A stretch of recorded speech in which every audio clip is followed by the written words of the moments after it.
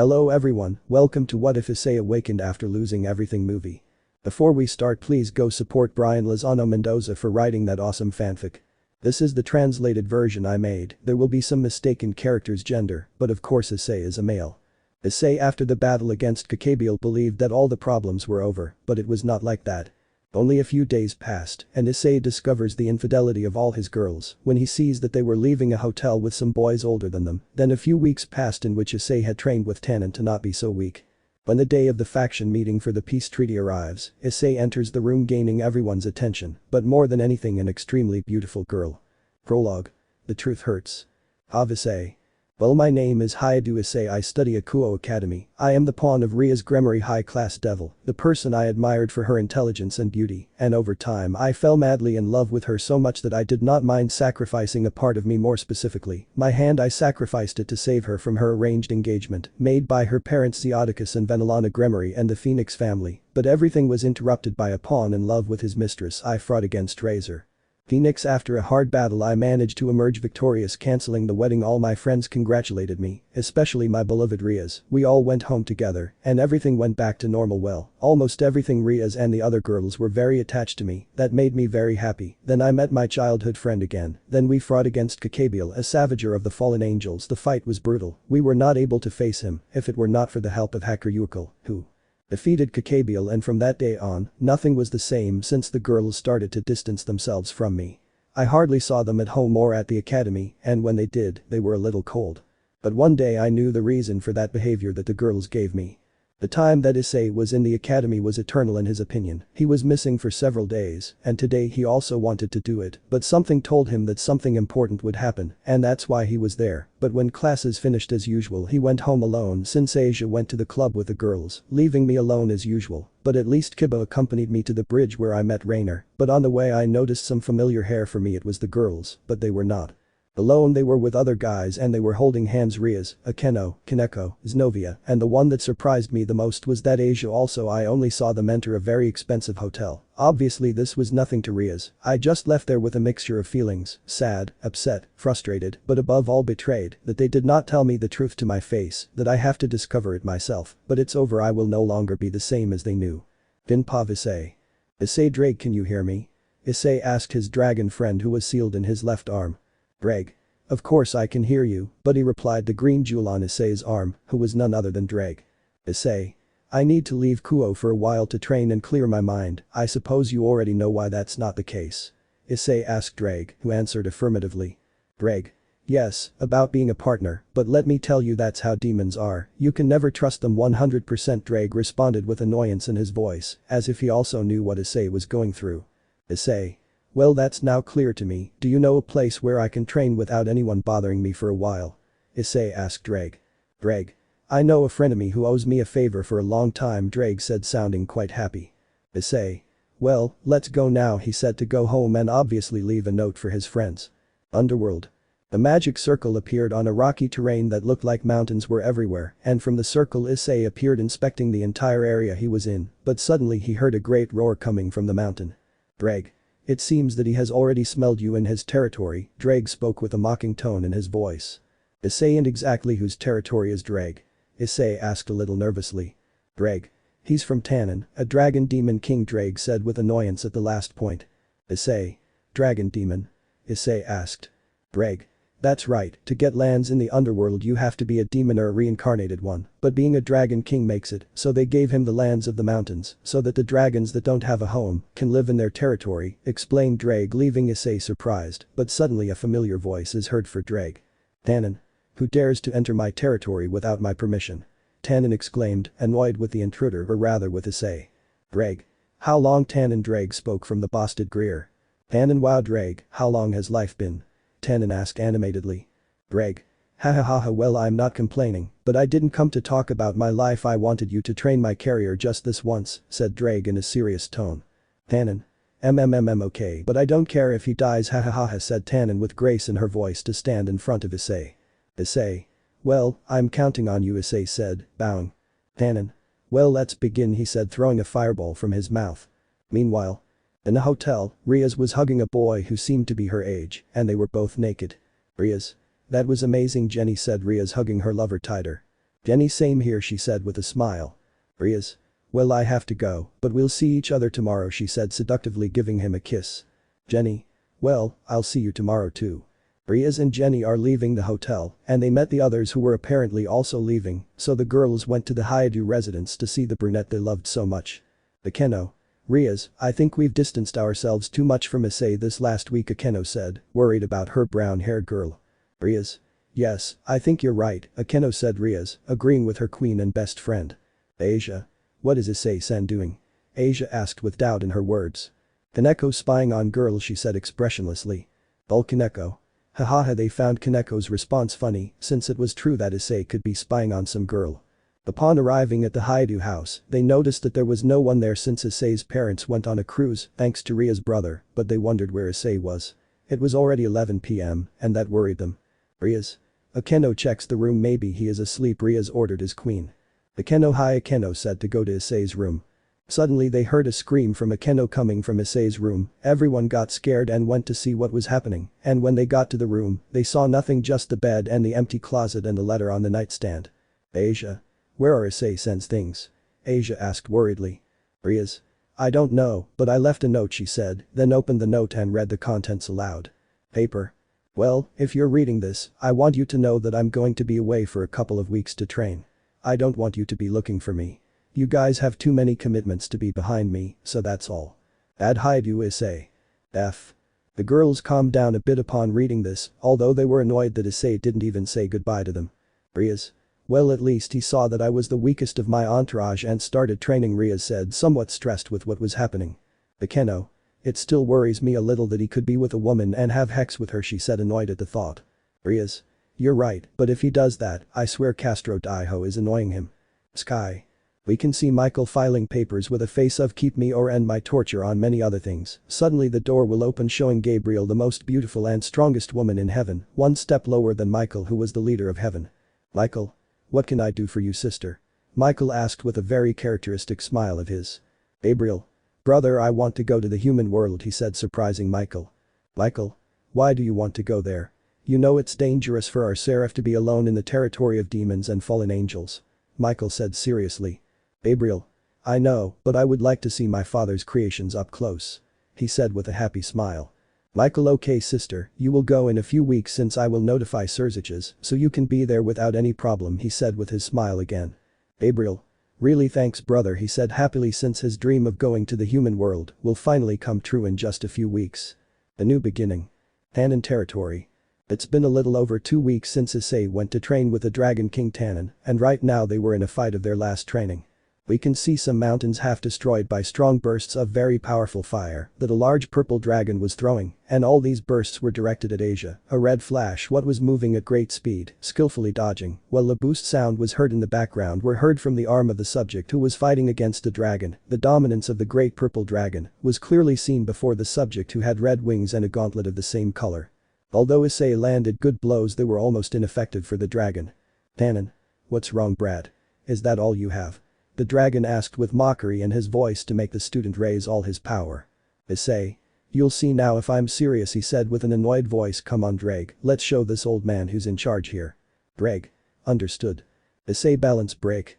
Dragon Welsh dragon balance break boost geared scale male. Issei. Now the real fight begins.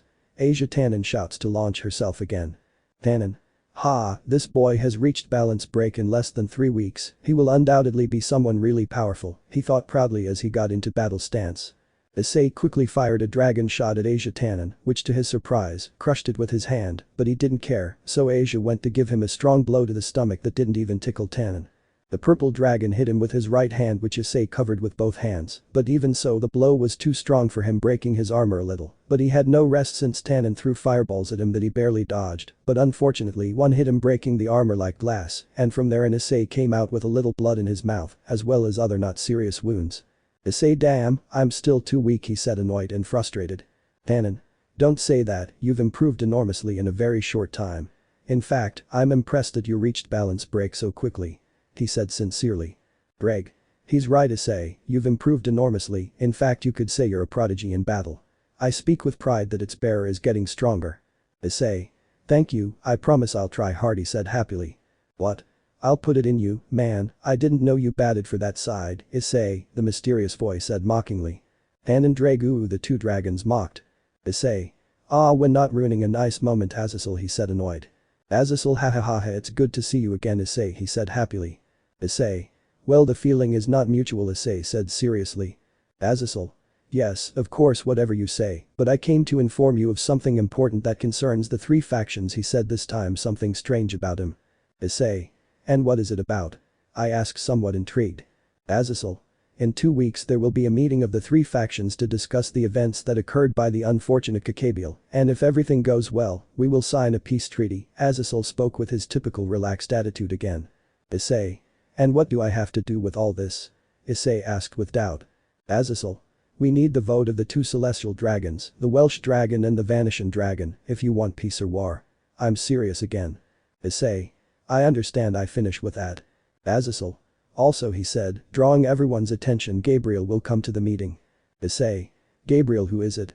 He asked indifferently, something that was hit by Azazel. Azazel. Not knowing the beautiful Gabriel is the biggest fish of all. He shouted dramatically, making everyone sweat drop. Issei. Well, who is someone? Can you enlighten me with your answer? I asked openly and then Azazel spoke again. Azazel. Gabriel the strongest seraph of heaven one of the most beautiful women in the world if she isn't he said, showing a photo of Gabriel. Issei apart from being lazy, a womanizer and now a lolicon. Issei said, seeing the photo that Azazel showed him. Azazel. What? Looking at the photo it's not what you think. Issei. Of course, and I'm an angel he said sarcastically. Azazel. Shit, better look, this is the real one. Gabriel he said showing the real photo. Issei.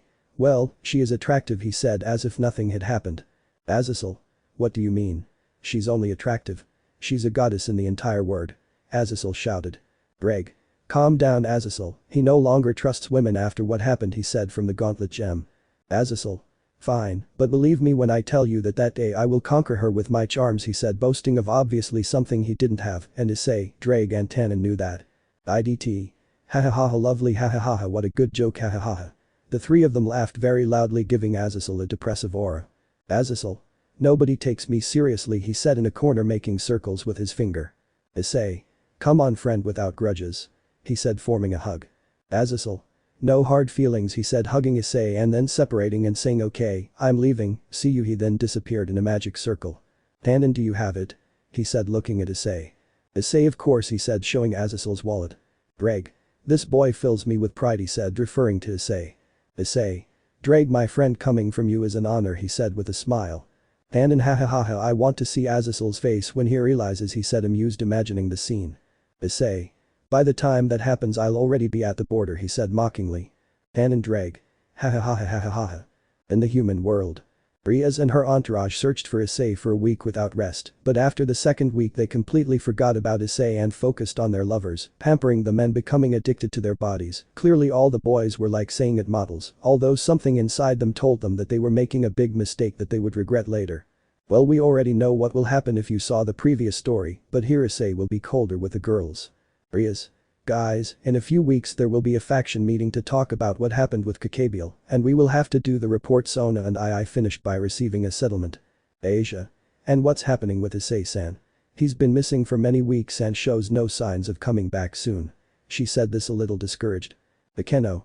Don't worry Asia when she arrives she will have her deserved punishment, she said it with her typical smile, but it meant pain. Rias.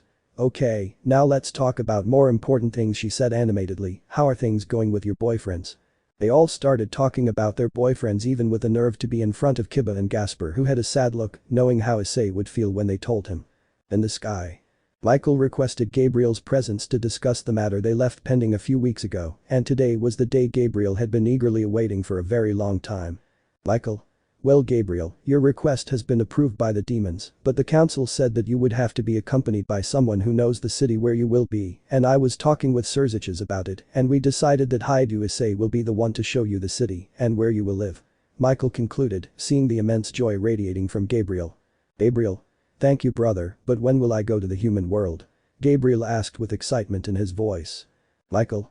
It will be in 2 days so get ready said Michael, but instead of seeing his sister, he only saw a flash of smoke through the door I think he got too excited. Will I be a bodyguard? Underworld territory of Tannon. Tannon. I guess this is goodbye, Tannon said, looking at Issei. Issei. That's right, old man, thanks for all the training, he said happily, and then made a magic circle. See you, Tannon. Odo-san disappearing. Tannon. See you, he said, shocked by what Issei said. Human world. In an alley in Kuoh, a red light could be seen appearing and then disappearing in a matter of seconds. Issei left the alley and started walking towards a clothing store, since the only clothes he had left were those, since his muscles grew a little bigger. Luckily, Azazel lent him his wallet. Upon entering, he meets a young brown-haired woman with glasses that Issei knew perfectly. Aika Kiryu. Aika. Finally you show your face, Hayadu, she said with her smile pointing at it. Issei. Ah, tired sigh. I was on a trip, and what are you doing here, Aika? I asked to get the topic away. Aika. It's not obvious I'm working here, she said, and then looked at Issei's crotch and was surprised. Wow, you've grown a lot. Issei had covered her mouth. Issei shhhh, can't you see there are people, annoyed whisper. Aika. Well, what can I help you with? She asked, taking on her role as a saleswoman. Issei, well, I wanted to buy clothes. What else, he said sarcastically. Aika. Well, choose which one you want and then bring it here to see the price, she said, moving her glasses. Issei went to look for a few clothes that weren't as tight as the ones he had. He clearly didn't want them to notice his new physique, since it would be weird that the skinny Hayadu Issei would now be the muscular Hayadu Issei, so he looked for something a little bigger. After 30 minutes, Issei had a few pants and shirts as well as sneakers. Issei. Well, how much is it for all this? He said to show all the clothes. Aika. It would be $13,090 plus the tip, she said mockingly, believing that Issei couldn't pay. Issei. Good thing, handing her the money plus a $100 tip, leaving Aika impressed. Aika. Hey W, how do you have so much money? I asked in disbelief. Issei. It's a secret, he said with a smile, and when he was about to leave, I'll see you tomorrow at the academy, Aika giving him a smile. Aika, yeah, she whispered, a little blushed. Issei kept the things in a dimension because now he had to go somewhere else, so he created a magic circle in an alley and disappeared. Underworld. Now we find ourselves in the Gremory castle where Cerziches the Mau Lucifer was arranging some papers of the possible candidates to protect Gabriel, while he is in the human world. Among the candidates was Sona and Rias' entourage, but who would be the best option for this job? Cerziches, this is a nightmare fruit, Michael, that leaves me the most difficult, he complained comically. Suddenly his wife, the beautiful Grafia Lucifuge, I don't know if it's written like that, please let Milo know, enters, bringing someone he recognized very well, and he smiled when he saw him. Afterwards, Grafia left, leaving the two of them alone. Cerziches. What brings you here, Issei-kun? He asked, happy that his brother-in-law came to see him. Issei. Well, I don't know how you took it, Cerziches-sama, he said nervously, since he was in the presence of the Mau Lucifer, and worst of all, Ria's older brother. Cerziches. Just tell me, Cerziches, and tell me what is the reason for your visit? He asked with his typical confident smile. Issei. I'll be direct, Cerziches, he said seriously, I want to get out of your sister's entourage. Cerziches, I see. May I ask why? He said a little seriously but equally surprised. Issei. Well, I'll tell you. Well, I was leaving the academy, and Issei told him everything he saw about how the girls he loved were entering a hotel along with some princesses, also about his training with the Dragon King Tannon, and that's all, Cerziches. Cerziches. I see, and don't worry, Issei-kun, I will take care of everything so you can leave my sister's entourage, he said with clear disappointment in his sister. Issei. Thank you, I will still be at the service of the demons, you have helped me a lot, and it would not be right to turn my back on them, he said at the end with a smile. Cerziches. Thanks, Issei-kun, he said with a smile, and something occurred to him. Hey Issei-kun, could you do me a favor? Issei. Sure, which one would it be? I asked with doubt. Cerziches. Well, you see, a guest will come to the city in addition to protecting it, since she doesn't know Kuoh, so I was wondering if you could take care of her and have her live with you for a while, Cerziches said, seeing Issei, who had a few doubts. Issei. Well, would it be like a bodyguard? I said with doubt. Cerziches. Well, basically yes, he said sincerely. Issei. Well, I can take care of her, but living with me seems difficult since Rias and her entourage now live in my house, and I have to look for another one, Issei concluded with a bored face. Cerziches. Don't worry, I'll look for a house big enough for the two of us, he said with a smile, receiving a thank you from Issei. Well now, Ajuka, and I will extract your pieces without any risk. Issei and Cerziches went to Ajuka's laboratory to remove Issei's pieces without him dying, but the bad thing is that Issei had to endure intense pain to be able to remove the pieces, but everything went well. Issei. Thank you very much, I'll leave, and we'll see, he said, disappearing in a magic circle. Ajuka. Well, Cerziches, what happened now with the red dragon? I asked Mau Lucifer. Cerziches. Bring me a beer, it'll be a long story, he said lazily. In the sky. Gabriel was very excited, she couldn't wait to find out who would accompany her on this adventure, good for her, since she never had the opportunity to go anywhere other than heaven, for her, learning new things was the most fun thing in the world. Gabriel. I want it to be tomorrow, he said, turning around in his bed. I wonder who it will be. Suddenly there was a knock on his bedroom door, so he decided to see who it was and saw that it was his Queen of Hearts Griselda, who wasn't very happy, to say the least. Griselda. Gabriel-sama, why do you do it? She said, clearly annoyed by her mistress's decision. Gabriel. Griselda, you know it was my dream to know the human world, he said, trying to make his Queen of Hearts understand his feelings. Griselda. But Gabriel-sama, she said something sad but received a hug from Gabriel that she reciprocated. Gabriel. Don't worry anymore, I'll be fine, said Happy. Griselda. It's okay, but if something happens to you don't hesitate to call me and I'll be there right away, she said, taking Gabriel by the shoulders gently. Gabriel. Don't worry, he said, smiling. Griselda. Okay, that comforts me a little, she said, relieved. Gabriel. Well, I'm going to sleep tomorrow, I'll go out to the human world and also to my companion, he said the last thing in a whisper that Gry heard perfectly. Griselda. Wait, what? I screamed at the last point in astonishment. Gabriel. Goodbye, he said, goodbye, with his hand closing the door. Griselda. Gabriel-sama will open the door right now, she said in an authoritative voice, but only received one response. Gabriel. Gabriel is not available, please call later. He said as he walked through the door. Griselda. Okay, I'm leaving, but we'll talk about it tomorrow. She said as she left. Inside the room, Gabriel was laughing because whenever he bothered Griselda, she acted like a child and she wasn't his best friend for nothing. Gabriel. Tomorrow my new adventure begins, he said while reaching his hand towards the ceiling. I will try hard. You're bucking, mother. Underworld. Right now in the Gremory castle, Surzich's Lucifer is talking to Michael in a telecommunication circle about something extremely important. Surzich's. Well, that would be all now regarding the topic of your sister. I have already found who will protect her in the human world, I spoke friendly. Michael. Thank you, Surzich's, the leader of heaven thanked. And who will it be? Surzich's. His name is Issei Hayadu, he is the current secretary, he said while looking at the surprised Michael. Michael. I see, well, we will meet at the Kuoh Academy, but please keep it confidential, Michael begged, and Surzich's just nodded. See you soon. Surzich's. See you. Cutting the communication and calling someone else. Issei, your work starts today at Kuoh Academy in an hour, don't be late. Issei. Really? So fast. But well, I'll be there in an hour, Surzich's, Issei said in the magic circle. Surzich's. Well, see you there. Cutting off communication. Tiled. Issei. This apartment is too big because every time I tell him something small he gives me something gigantic, Issei said with a drop of sweat, but well, here I will live with the guy I have to take care of. Dreg. What if she's a woman? Dreg asked. Issei, come on Dreg, don't be pessimistic, he said lazily. Dreg. I'm just saying what could happen, he said seriously since he knew what Issei could be like. Issei. Okay, let's leave that aside, I'll go take a bath and then I'll go to the academy, he said heading to the shower. Narrator's POV. After Issei took a bath he put on the clothes he had bought, since he wanted to make a good impression on those who were going to be there. He left his apartment and headed to the academy, but he felt some nervousness and he didn't even know why. When he arrived at the academy he felt the power of Surzich's in the academy building. Kuoh Asia, who went to see upon entering there was Surzich's, along with two people who by their auras of peace were angels, but Issei's doubt was why were there angels here? Surzich's. Good thing you arrived, Issei-kun said Surzich's looking at Issei. Well, let me introduce you to Michael and Gabriel, they are seraphim of heaven, leaving Issei surprised. Michael, nice to meet the secretary, he said kindly. Issei. It's a pleasure to Michael-sama, he said bowing. Gabriel. A pleasure. It was not very pleasant to be in front of one of the two celestial dragons that caused devastation and death to many of his brothers, as well as his father. Issei. A pleasure, Issei said in the same way as Gabriel, surprising Michael and Surzich's, even Gabriel herself, since normally everyone was dazzled by Gabriel's beauty, but this time it was not the case. Surzich's. Well, Issei-kun, you will take care of Gabriel in the city of Kuoh.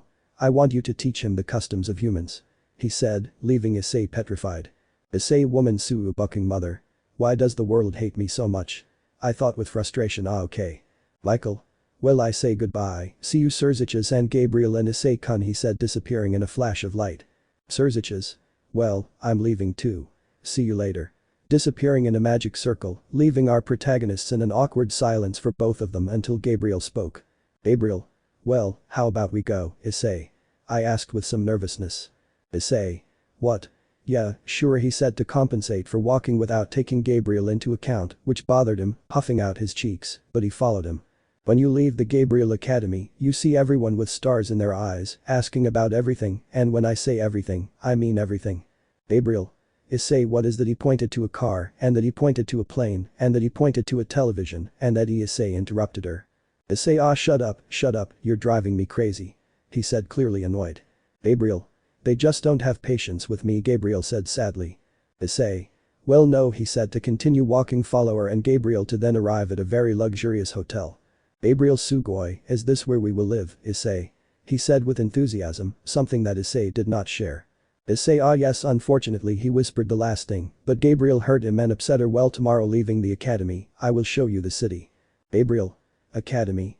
Gabriel asked since he had never heard about it as they entered his apartment. Issei. Well, you see, an academy is hell, I mean a place where humans go to learn new things that will not help them at all in their miserable lives, said Issei, explaining what the academy really was in his humble opinion. Gabriel. I see, she said, thinking about something. Well, I think you all already know, Issei, I want to enter that place, she said excitedly. Issei nel dog, he said simply. Gabriel. Why? He said with tearful eyes. Issei. For a simple reason, he said seriously, and then said the boys.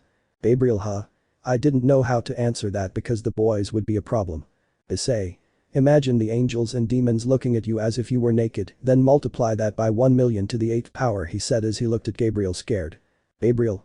I thought the best I don't have to go to that place, there are many other things, haha, she laughed nervously imagining what Issei just told her. Issei. Good girl, he said while patting her head. Gabriel. I'm not a child, he said pouting. Issei. Yes, of course, he said to open the door. Upon entering, Issei went to take a bath to relax from everything that had happened that day. It was really stressful for him to discover that the person he is going to protect is a girl, and not just any girl, but the most beautiful he has ever seen. Issei. I better stop thinking about that, he said to himself as he got out of the tub where he was bathing to go change. Issei. Well, Gabriel, your room will be over there, pointing to a door, mine will be this one. Gabriel. It's not fair because you have the best eyesight, he said pouting. Issei. Who pays for the house? He said, even though he knew he didn't either, but he wanted to feel superior. Gabriel HMP, he said to turn to the other side. Issei. Good night, he said entering his room. Around 12:30 a strong storm started in Kuoh with large drops of rain and powerful thunder that made Gabriel panic since she had never heard lightning in her life, so she quickly went to Issei's room to see him sleeping peacefully and she lay down with him, putting her head on Issei's chest. Gabriel. Warm, she whispered before finally falling asleep without caring about the storm. What is this feeling? Issei.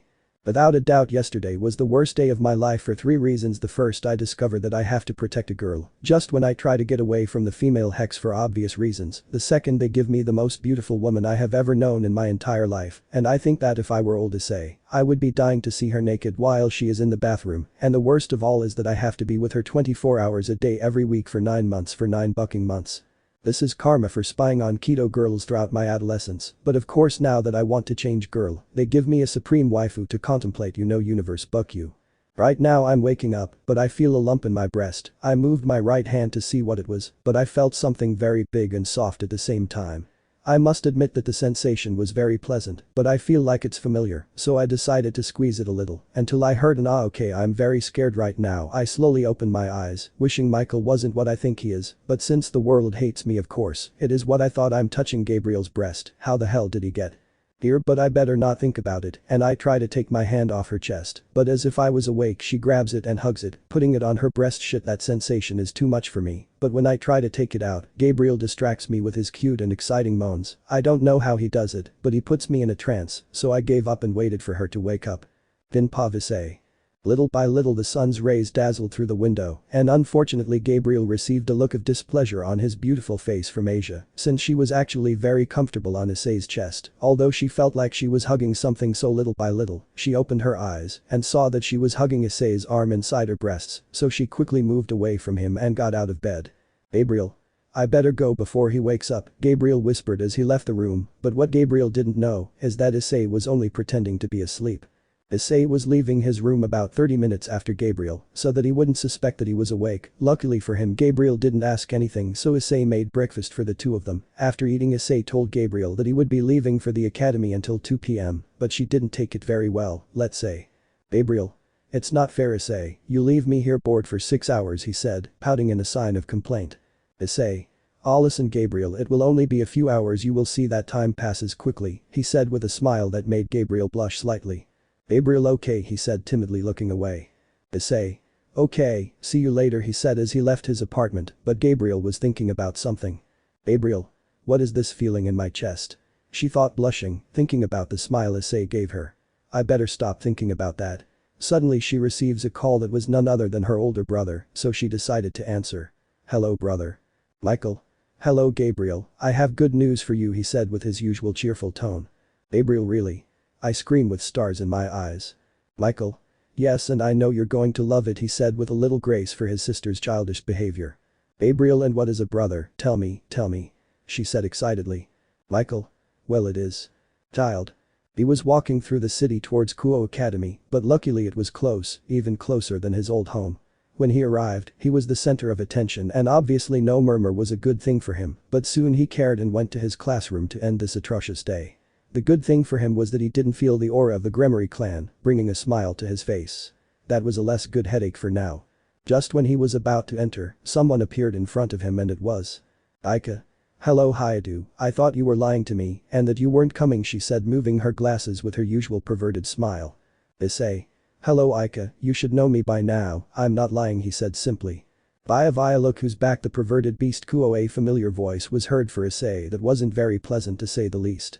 Issei. "Murayama, it's not a pleasure to see you again either," he said as he sat down in his seat without giving it any importance. Murayama just stood there looking a little surprised at the coldness of her perverted beast. If Murayama was in love with Issei since elementary school, only she never had the courage to tell him, because when she realized it many years had passed keeping that secret. Issei. Two boys who were entering the classroom shouted, but when they saw their accomplice in perversions they were happy. Issei. "Mitsuda, Motohama, what's going on?" I asked his two perverted friends. Motohama. "You've been gone for over a month without telling us anything, and you're still asking," he said angrily. Issei. "Well yes," he said, simply receiving 2 blows to the head. Mitsuda. "Listen Issei, since you're here again during recess, you already know what we're going to do," he said with a perverted face. Issei. "Step," he said indifferently, surprising everyone present and especially the girls, "those times are over." Who are you and what did you do to our Issei?" The two shouted, hugging each other like the good faggots they are. XDOK no. V. Issei. "Just mature and there is no more mystery," he said as he watched the teacher enter the classroom. Teacher. "Good morning," students responding to a good morning. "Well, you see, a last-minute problem came up, so that's why I was late." Murayama. "And what was that problem?" I asked the professor, hoping he will tell me. Issei Medici whispered something loud as everyone stared at him. Murayama, "What do you care about that?" he shouted loudly, scaring everyone. Issei. "I care a lot. Also drunk." Teacher. Silence.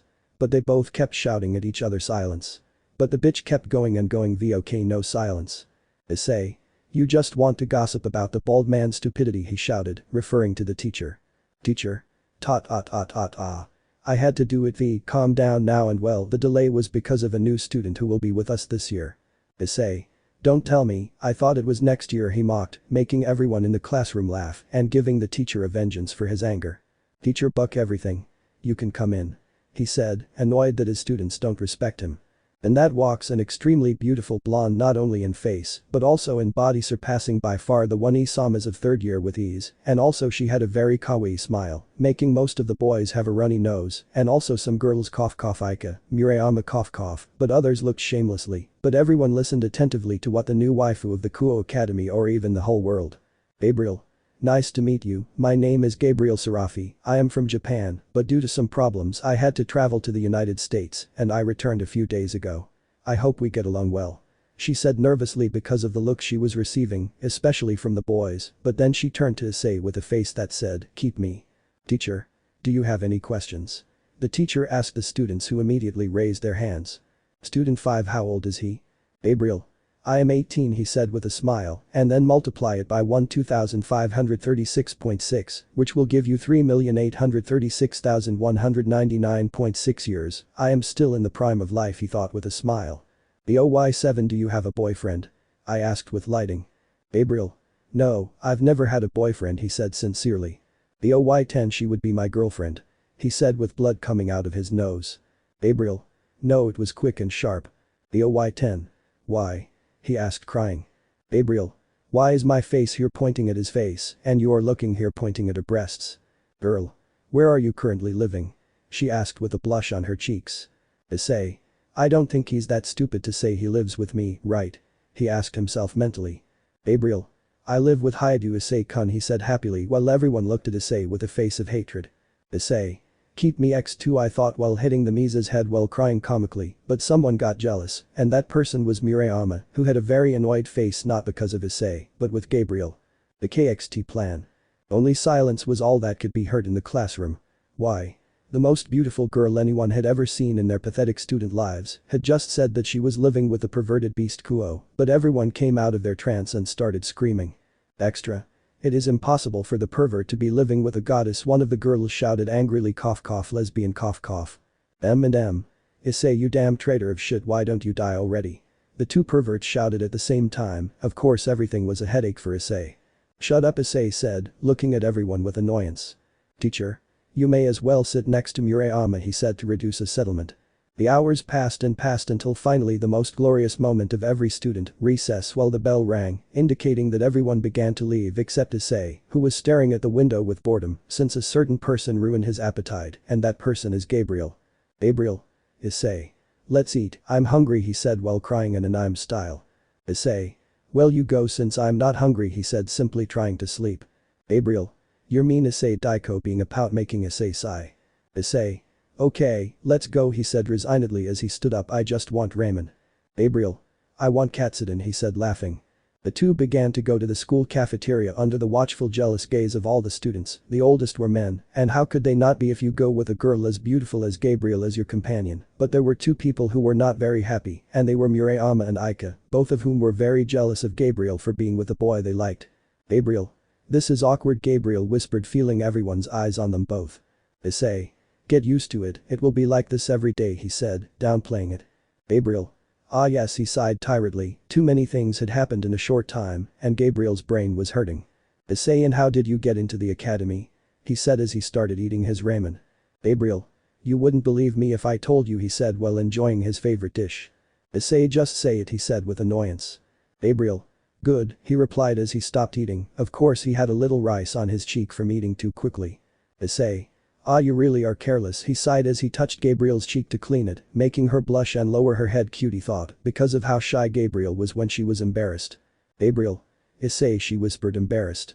She didn't know what to say, but Issei's felt very warm on her cheek, and she liked that feeling. Issei. Ah, sorry, he apologized, quickly removing his hand from Gabriel's cheek, even though it didn't seem like it, she was upset.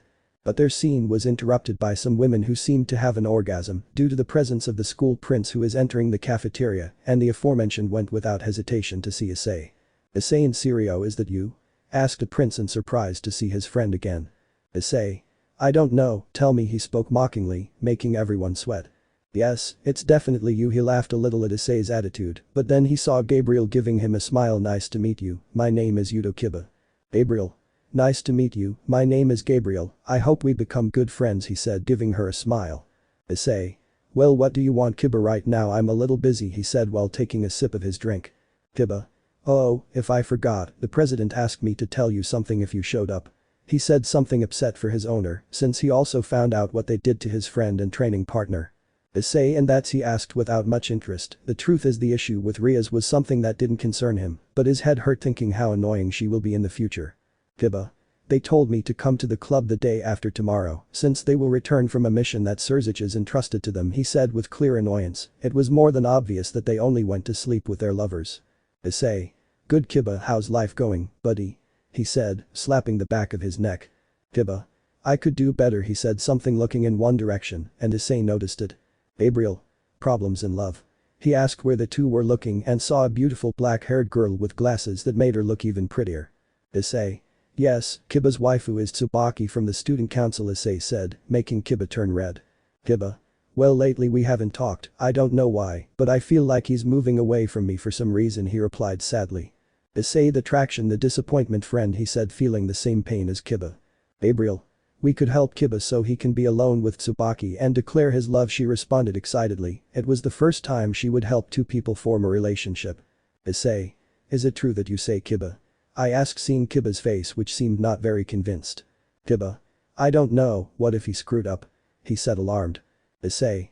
It seems to me that you are America, he said, mocking Kiba. Kiba. Well, I trust my destiny in you. Gabriel. You stay calm, we're nervous, he said with his typical smile. What they didn't know is that Tsubaki was watching the entire conversation between the three of them, especially Kiba's closeness to the blonde-haired girl who was with him. Tsubaki. Who is she? She said to herself, jealous of Kiba and Gabriel's closeness. Tsubaki, what are you watching? Asked a brunette with glasses in which you could see beautiful purple eyes that would drive many boys crazy, and she also had a pretty good figure. Tsubaki. Nothing, Kaichu, he said, shaking his head and then leaving with his president. Returning to the dangerous trio, they were with plans of the school, along with some maps of the city. Gabriel. Good, and this is where you declare your love, he said with authority, pointing to the area where he will declare himself, and let it be clear, something I only seek perfection. Understood? Kiba. Understood. He said in a military tone. Issei. Gabriel is scary, he thought, somewhat scared, but then received a death glare from her. She discovered what the hell I was doing. Gabriel. Well, the name of the mission will be Operation KXT, he said, confusing the two. It means Kabak Sabaki Fools. The meeting is about to begin. Part I. Reba, you're walking Asia, a destination, the Kuoh Academy Student Council room. Why? You'll find out. Reba. Because I feel like this will be a bad idea, he thought clearly for a few minutes and then thought about leaving, but he felt a terrifying aura behind him and he knows very well who it was. I better continue with the plan. If Gabriel was in the hallways watching Kiba follow the plan to the letter while Issei was being dragged by the neck by Gabriel. Issei, I keep asking, what the hell am I doing here? I asked while Gabriel continued to drag him. Gabriel. I already told you, I want you to help me if plan A doesn't work, he said, while giving him a somewhat sinister smile. Issei, that smile sometimes scares me, he whispered, and then Gabriel stopped. Gabriel. I heard you, he said, turning around and having a scary face. Issei. Shit, he thought, scared. Returning to Kiba. Kiba was at the entrance of the student council, about to knock on the door, but like the prince he is, he froze in nervousness. His thoughts were all a mess. What if she rejects me? What if she already has someone? Just as he was about to leave, the door opened, unfortunately for him. It was none other than Tsubaki, holding some reports. Tsubaki. Hello Yudo-kun, how are you? She asked as always, hiding her surprise at seeing him at the entrance. Kiba. Ayatu, I just wanted to know if you wanted to go out for a drink after class, he said nervously and very blushing. Tsubaki. Yes, sure, I would love to, she said with a slight blush. Kiba. Well then, see you at the exit, he said, and then gave her a kiss on the cheek and ran away, leaving a shocked Tsubaki. While Issei and Gabriel continued to spy. Issei. But look at the size of those eggs, he said to Gabriel, who hit him hard. Gabriel. Pervert, she replied, blushing. Issei just a saying, I-ho, crying in an I'm style. Gabriel. Well, it all depends on Kiba now, he said while dragging Issei again. Hotel de Kuoh. Rias and the girls had just had sex with their lovers and at this moment they were leaving the hotel, clearly each one with their partners, but there was something strange on the girls' faces. They seemed as if something was missing, but they did not give it importance until Rias received a call from her brother telling her to go see him, and she and the girls left immediately, not without first saying goodbye to their boyfriends. Asia, I wonder what Surzich's-sama will need. I asked openly. Bakeno, maybe I'll have news of Issei-kun, he said with his typical cheap bore smile. Rias. You're right, Akeno, we better hurry up, said Rias with a bitch smile. Kaneko. I have a bad feeling, said the lowly in the office, expressionless as always. Rias. Why do you say that with Kaneko? I asked with intrigue because I didn't know he was referring to his tower. Kaneko. I don't know, just a feeling, Ryabucho said while eating a cookie. Underworld. We can see the Mao Lucifer, who was being cared for by his wife due to the Demon King's overexertion. Surzich's Grafia. Yes, right there, Surzich's sighed as his wife continued with her thing. Grafia, after this you have to return to work, Surzich's-sama, she said, a little blushed since for her it was something embarrassing. Surzich's.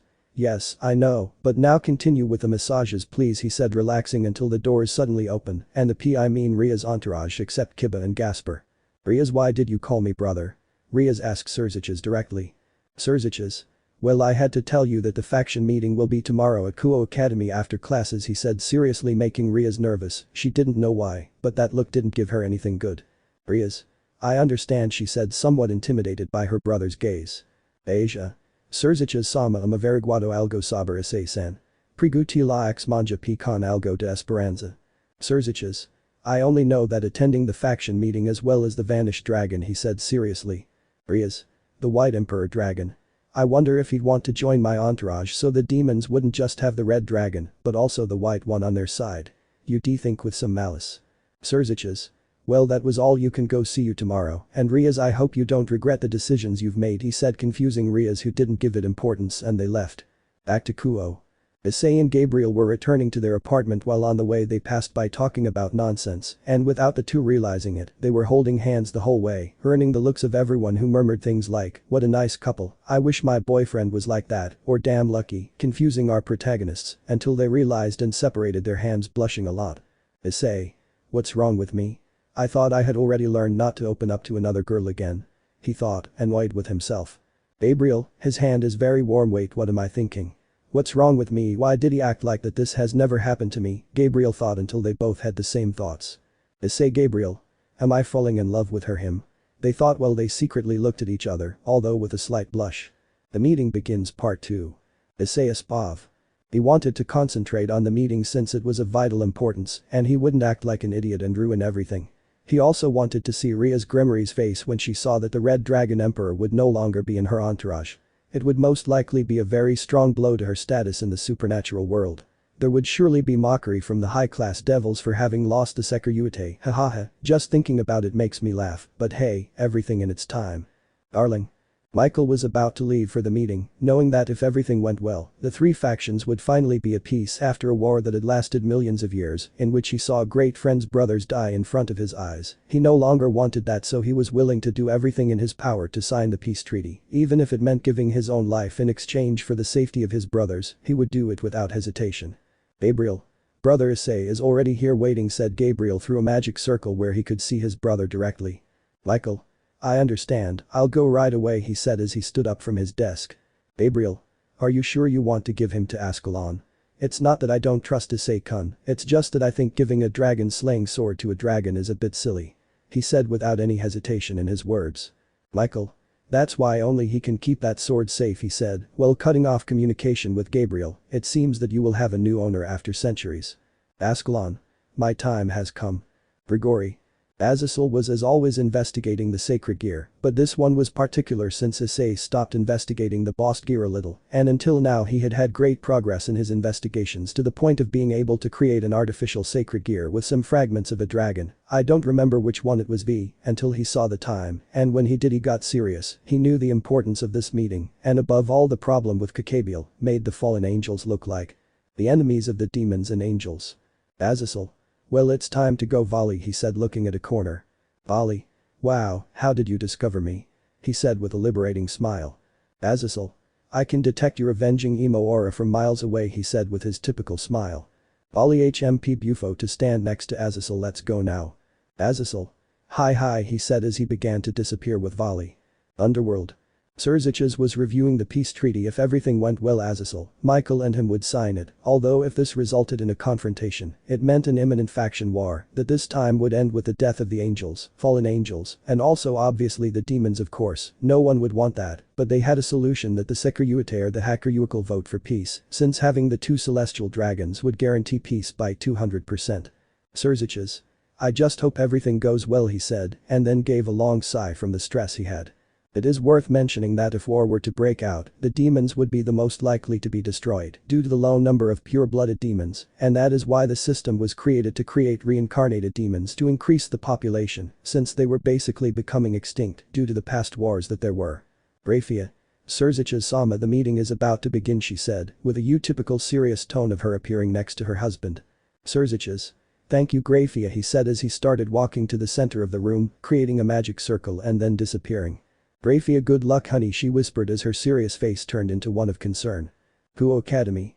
It was nighttime and all the students had already retired to their homes to rest, but a certain group of young demons was waiting for their leaders to begin the most important meeting of recent centuries.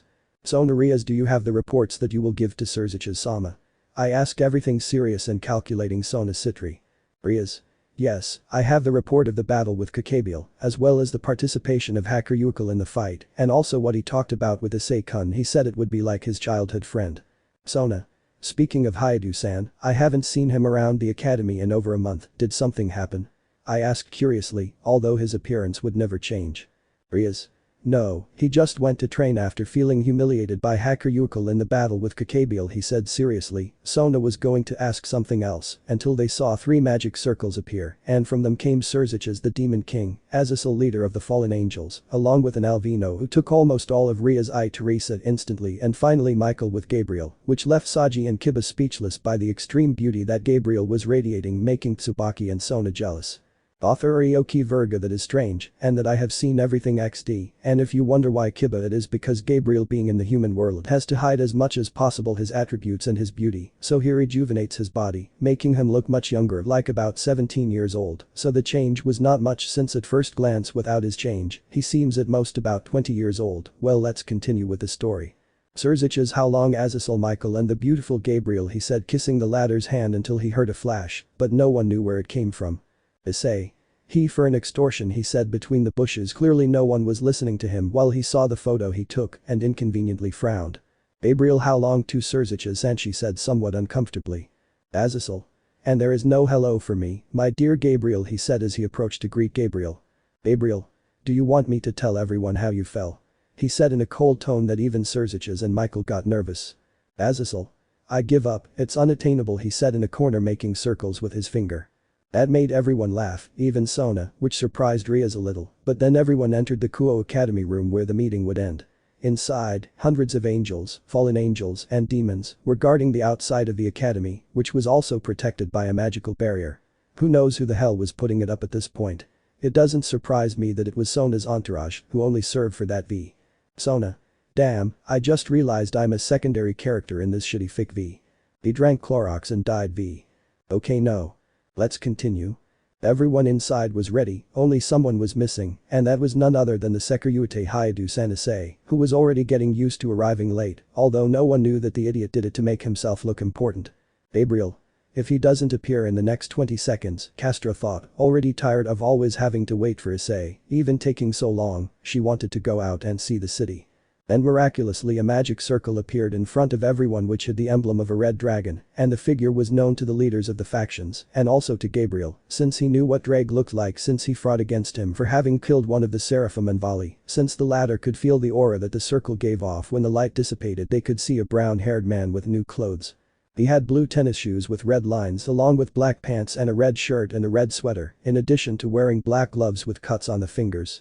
Issei. I greet everyone as if nothing had happened. Rias. It's Issei-kun, she said with joy and a big blush when she saw how Issei was dressed like his entourage minus Kiba, who was away from the group. Everyone was happy to see the Sekirute as well as the leaders and even Vali to see their predestined rival, but the one who was the happiest was Gabriel, who had a slight blush when seeing Issei while with his right hand he grabbed his chest. Don't think badly, jerk off rats, since he didn't stop accelerating. Gabriel. What's wrong with me? She thought as she watched Issei smile at her, making her blush even more until Surziches spoke. Surziches. Well, the meeting begins now. He said while the leaders sat at a round table and in each corner were the celestial dragons staring at each other with a face of wanting to kill the other. The meeting begins 3. The meeting room was filled with great tension, especially from the 2 celestial dragons who looked at each other as if they wanted to kill each other. Surziches. Okay, now Rias, could you read the report of what happened with Kokabiel please, he said seriously. Rias.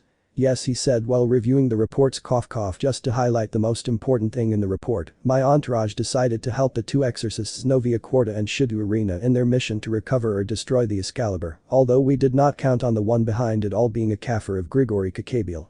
During our battle we were able to defeat a renegade priest as well as the creator of the Sacred Swords project, but when trying to face Kokabiel he defeated us, but at the moment of almost our defeat arrived the hacker Yukil that after a fight managed to defeat Kokabiel and also said that he was sent by Azazel to stop him. Thanks for listening. Issei.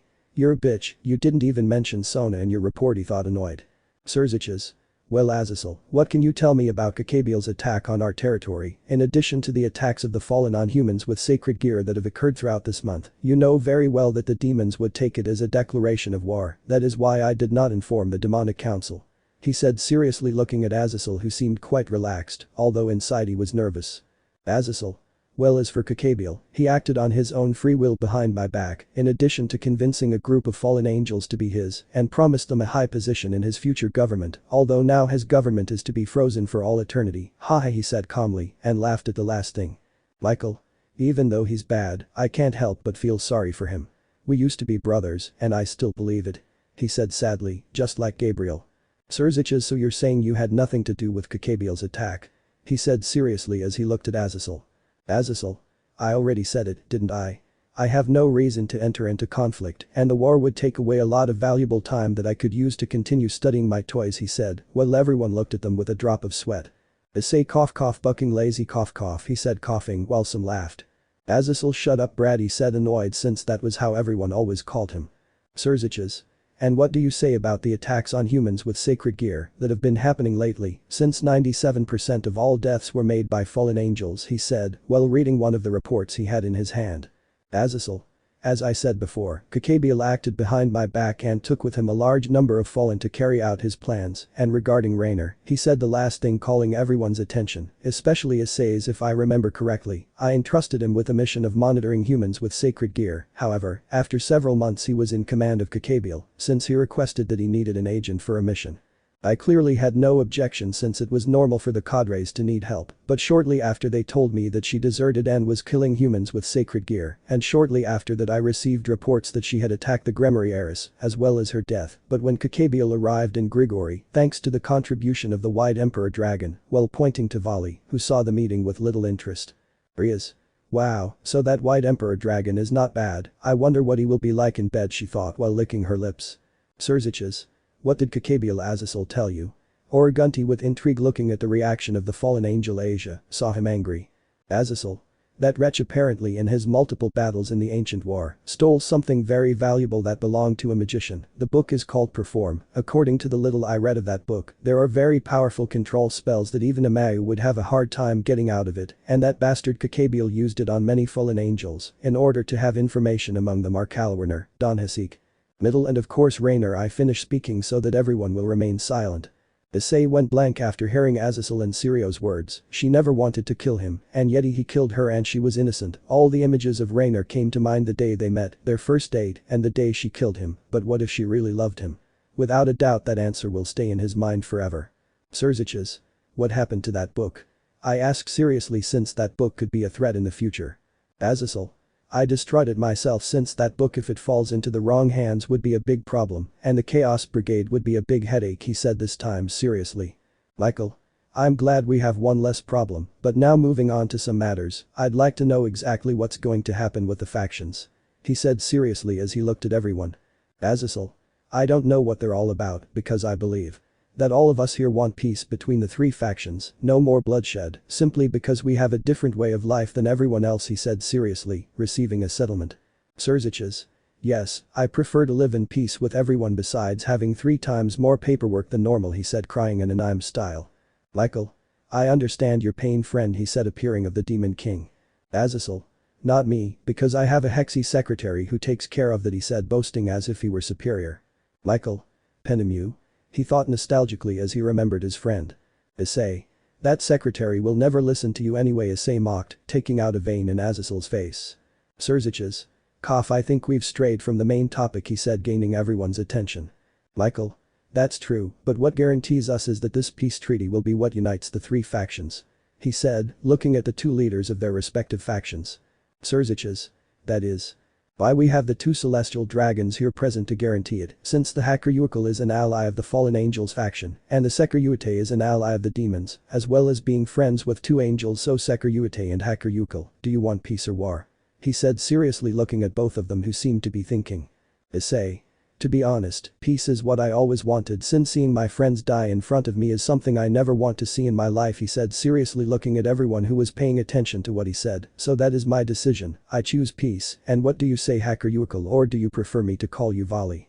That surprised Azazel since he didn't know that Issei knew the name of his ally's son. Azazel. May I ask how you know his name Issei?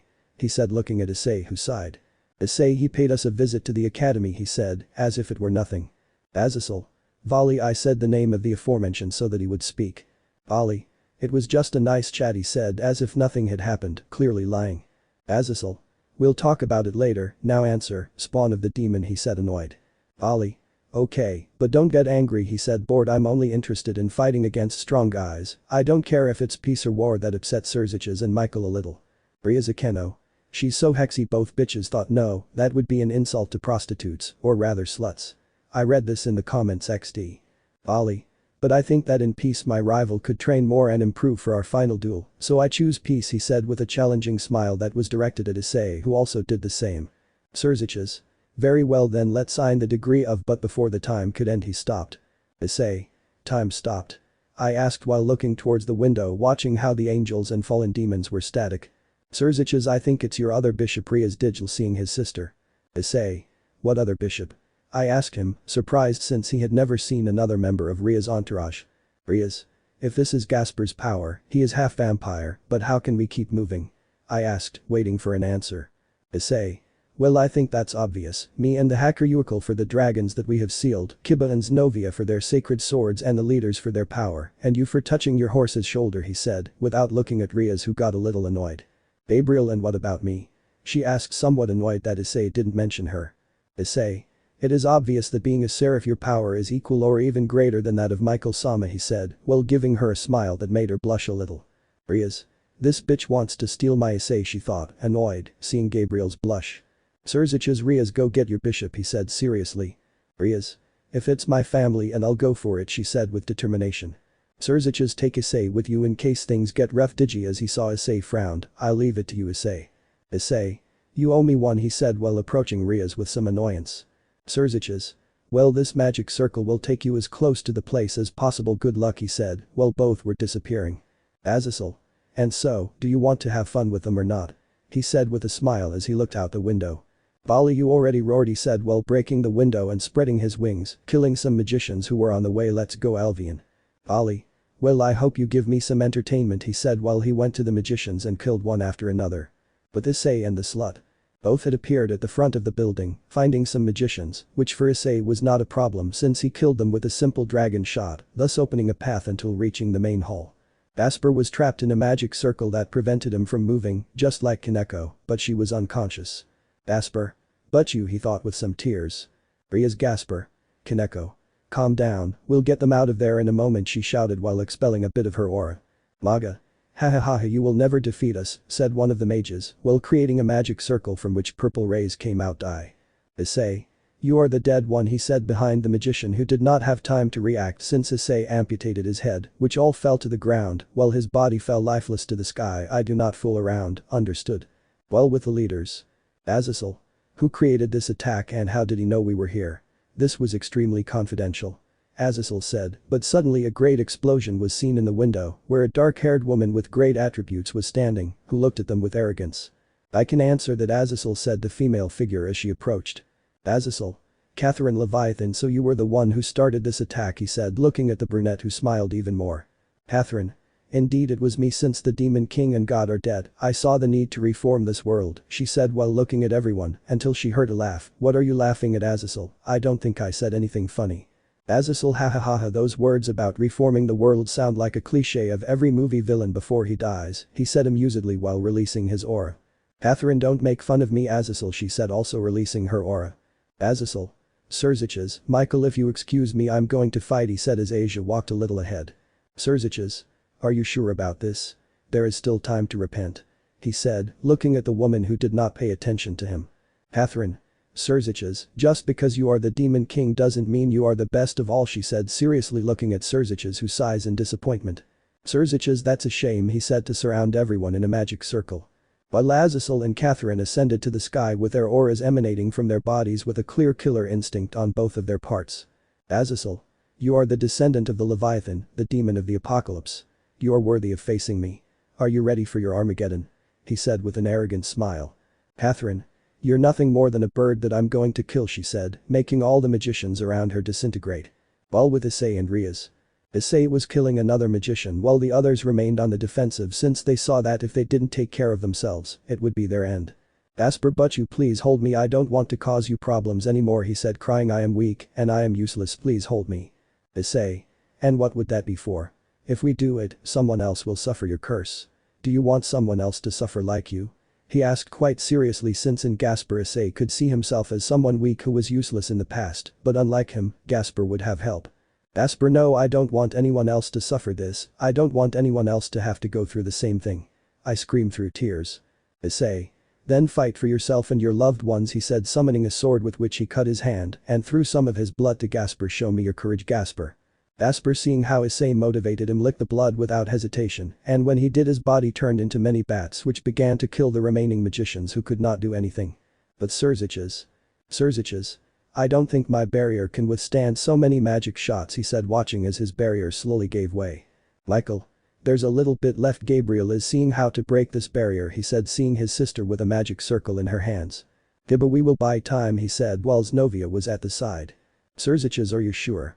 I asked it too. Kiba. I wouldn't be a gentleman if I didn't protect my friends, Asia said seriously as she jumped out of the barrier along with Xenovia, and they began to kill magician after magician which seemed to have no end. With Azazel.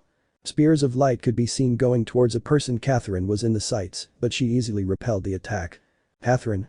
Are you prepared for your death, Azazel, he said while creating a magic circle in the palm of his hand, from which a snake wrapped around his entire body which turned purple for a few seconds. Ha ha ha ha. Azazel. A snake. He thought as he watched Catherine's magical power rise enormously. Catherine now died, throwing a powerful black ray. Asia. Azazel. Let's make something clear first of all, he said behind Catherine's back, who tried to hit with her hand wrapped in a mysterious energy. This intense power is older than that of a demon, isn't it? Who is helping you? Catherine. I'm not going to answer that. I let everyone look at each other, remaining intrigued. She shouted to create a huge explosion in the place, but Azazel ignored it as if nothing had happened. Azazel, take this, he said while throwing a shower of light spears. Asia. Catherine, which was covered with a magic circle. Catherine. Those attacks are as pathetic as you are, she said, throwing what seemed to be a shadow at him, but in the shape of a demon. With others. Kiba, take this, he said, cutting one of the magicians. Issei. Dragon shot, he said, firing a powerful blast of power, killing a dozen quickly. Kiba. Issei said, happy to see his friend, and saw that he was with Rias and Gasper. Issei. Are you okay, guys? He said with a smile. Rias. Brother, take care of Gasper, please, we will go destroy the force field, he said seriously. Surziches, okay, he said while still holding the force change. Gasper, but you, I also want to help. I want to be strong like Issei senpai. I also want to be a man, he shouted using his sacred gear, alerting Rias. Rias. Gasper, wait. She shouted, worried for her bishop. Until time returned to normal, she disused the time spell, and the enemy portal also closed. Issei. Well done, Gasper, he said, giving him a thumbs up. With Azazel. It seems like the half-vampire did it, he said, watching all the enemies disappear. You know, I'm getting bored, I'll put an end to this. Well, he took the one out of his coat. Catherine, and what is that? She said, annoyed while watching what Azazel was doing. Azazel. My hobby is more fun than a stupid war. This is a ruined dragon spear, a sacred object that I made artificially. Balance break, he said, to be surrounded by a golden glow. I present to you the other armor of the ruined dragon, while wearing his armor, which made him look imposing. Issei. A dragon armor. And also with a balance break. He said, surprised. Azazel. Now attack me, he said while making a sign with his hand. Catherine. Don't make fun of it. Asia screamed at him, but Azazel's speed was much greater, so much so that he made a cut in her clothes, showing one of her melons, and she also had a somewhat deep cut. Azazel. Haha, he laughed a little quietly. Catherine. A new war is coming and you are not going to be in it. She screamed furiously that her plan had failed. If I can take one of the 3 faction leaders with me, I will gladly die. Azazel. Ah, suicide, I don't like girls like you. I'm not ready to die yet, he said while pointing at his arm. Die alone. Azazel threw a spear of light that pierced Catherine Leviathan's head, killing her instantly, so that her body began to disappear into particles of light, as every demon does when they die. Azazel. Take my arm as a consolation prize, he said while a magic circle made the blood stop coming out. It seems that I still have to make some adjustments, but you will still be in my collection. Dragon King Fafnir, meanwhile, he kissed a purple ball that he had in his hand. Issei. He lost an arm. Ah, poor Azazel can't do a changed hand anymore, he said with slight condolences. Gabriel, there are still Baka enemies here, approached me, pulling my ear. Issei. Yeah, I understand, he said, moving his arms. Rias. When those two met I thought annoyed, but she wasn't the only one, everyone in her entourage thought the same. Issei. Well, it's time to end this. Dragon shot, he said, launching a powerful blast of energy, killing some magicians as well as the others. Even Surziches was helping to eliminate the remaining enemies. Everyone believed that the battle was over, but they were wrong. Azazel. Wow, looks like they're doing a little cleaning, he said with a smile before being hit, sending him to the ground, making a crack. So you like treacherous blows, ha? Volley. Sorry, Azazel, but I found a funnier side, he said while watching him. Issei. Since you were the traitor, I already imagined it from you, he said, looking at him seriously. Azazel. I just want to know something, Volley, he said, spreading his wings, flying at his height. My vice president told me that a group of people who want to overthrow the 3 leaders of the factions and is called Chaos Brigade, he said with a smile, looking at Volley. Surzic is the Chaos Brigade, he said seriously. Gabriel. It is impossible to bring together that kind of people, it would take an extremely powerful entity to do so, she said surprised. Azazel. Indeed, the leader of that group of mercenaries is the Dragon of Infinity Ouroboros' office, he said, surprising everyone present. Rias' office. It's impossible, she said, scared and shocked. Issei, this is going to get ugly, he said a little nervously. Volley. It is true that I joined office's side, but we are not interested in conquering her world or anything, we are just a group of people thirsty for power, he said seriously looking at Azazel. Azazel. Very convincing, I thought you were united with Catherine Leviathan and her plans, or with a group that wanted to take the throne from the Demon King, leaving everyone even more surprised. Gabriel. Take the throne from the Demon King. She said surprised. Rias. What are you talking about? He asked, making multiple ideas in his mind. Volley, my real name is Volley Lucifer, leaving Surzic surprised. Surzic. What did he say? Still unable to believe it. Issei. Lucifer. He said shocked. Rias. It's a lie, she said without believing him. Volley. Lucifer's blood runs through my veins, I am a descendant of a pure blood demon and a human, he said with a touch of malice. Azazel. Direct descendant of the original demon, but with human blood in addition to being the possessor of the White Emperor Dragon, your existence seems like a cocktail of destiny, he said simply. Volley, the best word to describe my existence, miracle, he said, showing all his demon wings. Asia, those wings, she said terrified. Michael, my father, he said when he saw the table that was in front of his eyes. Azazel, this boy must be the strongest wielder of the White Emperor Dragon, he said with a smile. Issei, I assume so now, knowing who it is about, he said with some annoyance. Volley, Hayadu, Issei, don't you think that fate is a little cruel? I say I am the bearer of one of the most powerful dragons that existed in history, besides being a descendant of the original Lucifer, and now you are just a human who still studies in high school before being reincarnated, used to be pathetic even with the Red Emperor Dragon Gauntlet, without that you are nothing, a simple pathetic and normal human. How sad, very sad that it supposes that our sacred objects should be rivals, but with your pathetic existence that will never happen, since for our powers, there is a world of difference, he said, while looking at Issei, who was clearly annoyed. Issei. Watch your words, hacker Yukil, he said to the annoyed. Volley. Haha, a wonderful idea just came to me, I'm going to turn you into an Avenger, since I'll kill your parents right now, he said, while looking at Issei's angry expression. Asia, that's horrible, she said with some tears about to fall. Issei. Don't you dare bring my parents into this fight. He shouted while activating his gauntlet. Dreg. Welsh Drog on balance break, busted gear scale mail. Dreg shouted from the gauntlet. Rias. Balance break. When Issei reached it. She said surprised by the advance of her pawn. Volley, well, you can now access your balance break at will, but let me tell you, that's not enough to defeat me, he said arrogantly. Issei. We'll see about that, let's show this guy the power of the Red Emperor Dragon. He shouted while spreading his dragon wings. Dreg. Come on, buddy. Dreg shouted for Issei's gauntlet. Volley. Show me your strength, Hayadu, Issei, he said while attacking Issei, hitting him in the stomach, but what he didn't expect is that Issei would turn around and hit him with a right hook in the face, breaking Volley's helmet. A little interesting, very interesting, Hayadu, Issei. Issei. This is just the beginning.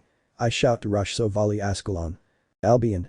Volley, that is a Dragon Slayer sword, and it also has sacred energy. If it gives you even a scratch, it will hurt you a lot, I mentally spoke to Volley. Volley. So a sword that kills demons and dragons, huh? He said mentally while dodging a cut that was aimed at his stomach.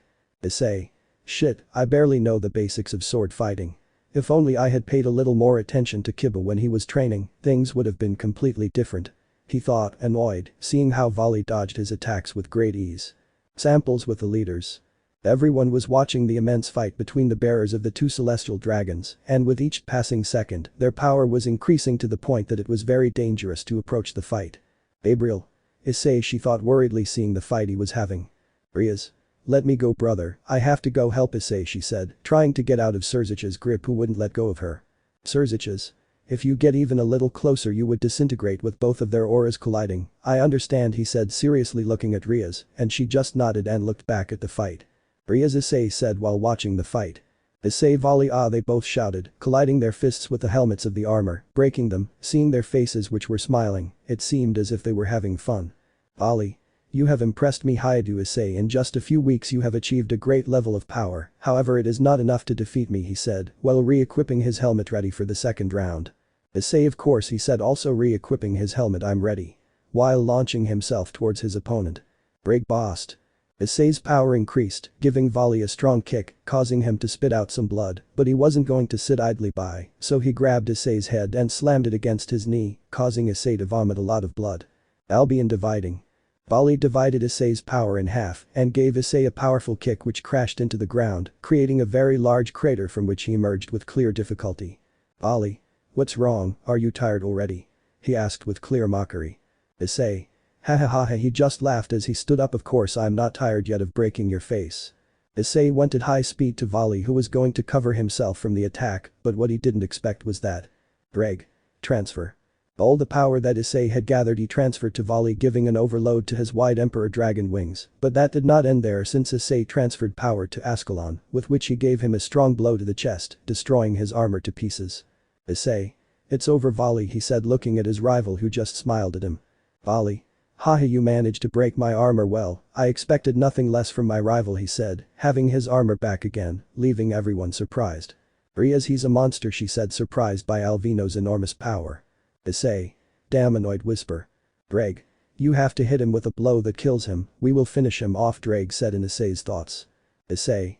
I understand he said looking at Volley, but then he saw the purple gem that came out of the armor he destroyed, so he grabbed it, hey Drag, do the sacred gears react to the user's will, right? Drag. I know what you're thinking, are you ready to die, buddy? I'm speaking this time from the gem. Issei. I'm not ready to die yet, not until I lose my virginity will I endure all the pain I have to receive, he said with a smile under his helmet. Drag. Ha your determination pleases me, I will make preparations for this by the power of the hand of the legendary Crimson Dragon we will fight and survive, partner. Are you ready, Hayadu Issei?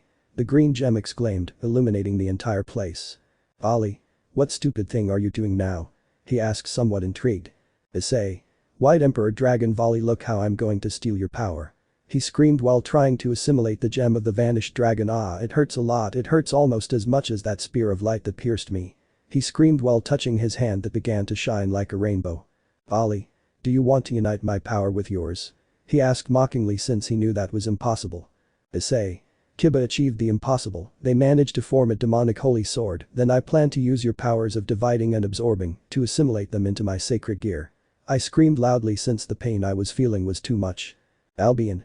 What a stupid idea, we are opposing forces, it is impossible for that plan to work, doing it means death. Drag. Albion I have learned something very important from my current wear, incredulous and idiotic people can turn the impossible into possible. I shout from the boosted gear. Issei. If I can't win battles with talent I'll do it with stupidities take my willpower now. He shouted as his right hand began to glow taking on the white color. Drag. The power of the White Emperor Dragon has been accepted. Volley. What? He said surprised. Issei. Yeah, I'm going to call this a dividing glove he said, bumping his fists. Albion. Impossible something that should never have happened. Drag. The life you had as a human has been reduced to half he said from the gauntlet being heard by everyone leaving them in shock. Issei.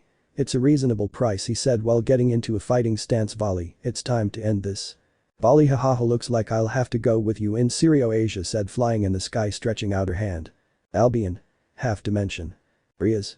What's happening? I asked, seeing how everything was reduced to half. Michael he's cutting everything in half he said looking at the place. Gabriel he's sick he said while creating a barrier. Azazel. He was never a healthy guy after all dragon carriers are crazy haha hair at Emperor Dragon, I got Issei's attention, if you keep wasting time your friends will die shrinking do you know how painful it is? That left Issei in shock and then exploded in anger. Issei. Valley. He shouted while Drag increased his power bastard I told you to leave my friends out of this. Asia Volley flew quickly, which didn't even give her time to react since Issei had given her a strong blow to the stomach. Volley. Where does he get that speed from? He said in pain trying to get away, but Issei caught up with him hitting him hard sending him to the ground.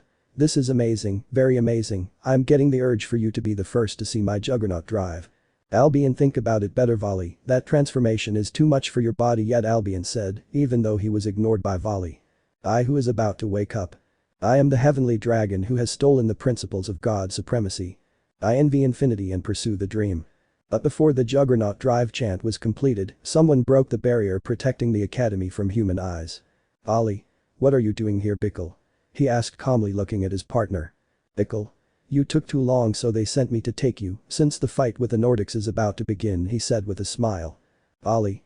I see, well, I suppose our fight will be another time. Hi do Issei until then," he said disappearing with Bickle.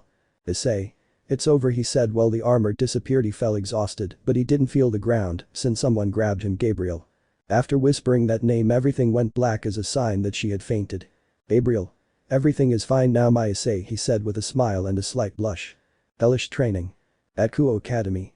The three faction leaders finally achieved their goal, which was to sign the peace treaty, but they also had a problem in common. The Chaos Brigade was a problem in the supernatural world, but now that they were united, they had a better chance of finishing off the terrorists. However, not everything was rosy. Far away, Gabriel was hugging Issei with affection while he was observed by the entire entourage of Gremory sluts who were quickly approaching him. Without a doubt the Fourth World War had begun. "Rias.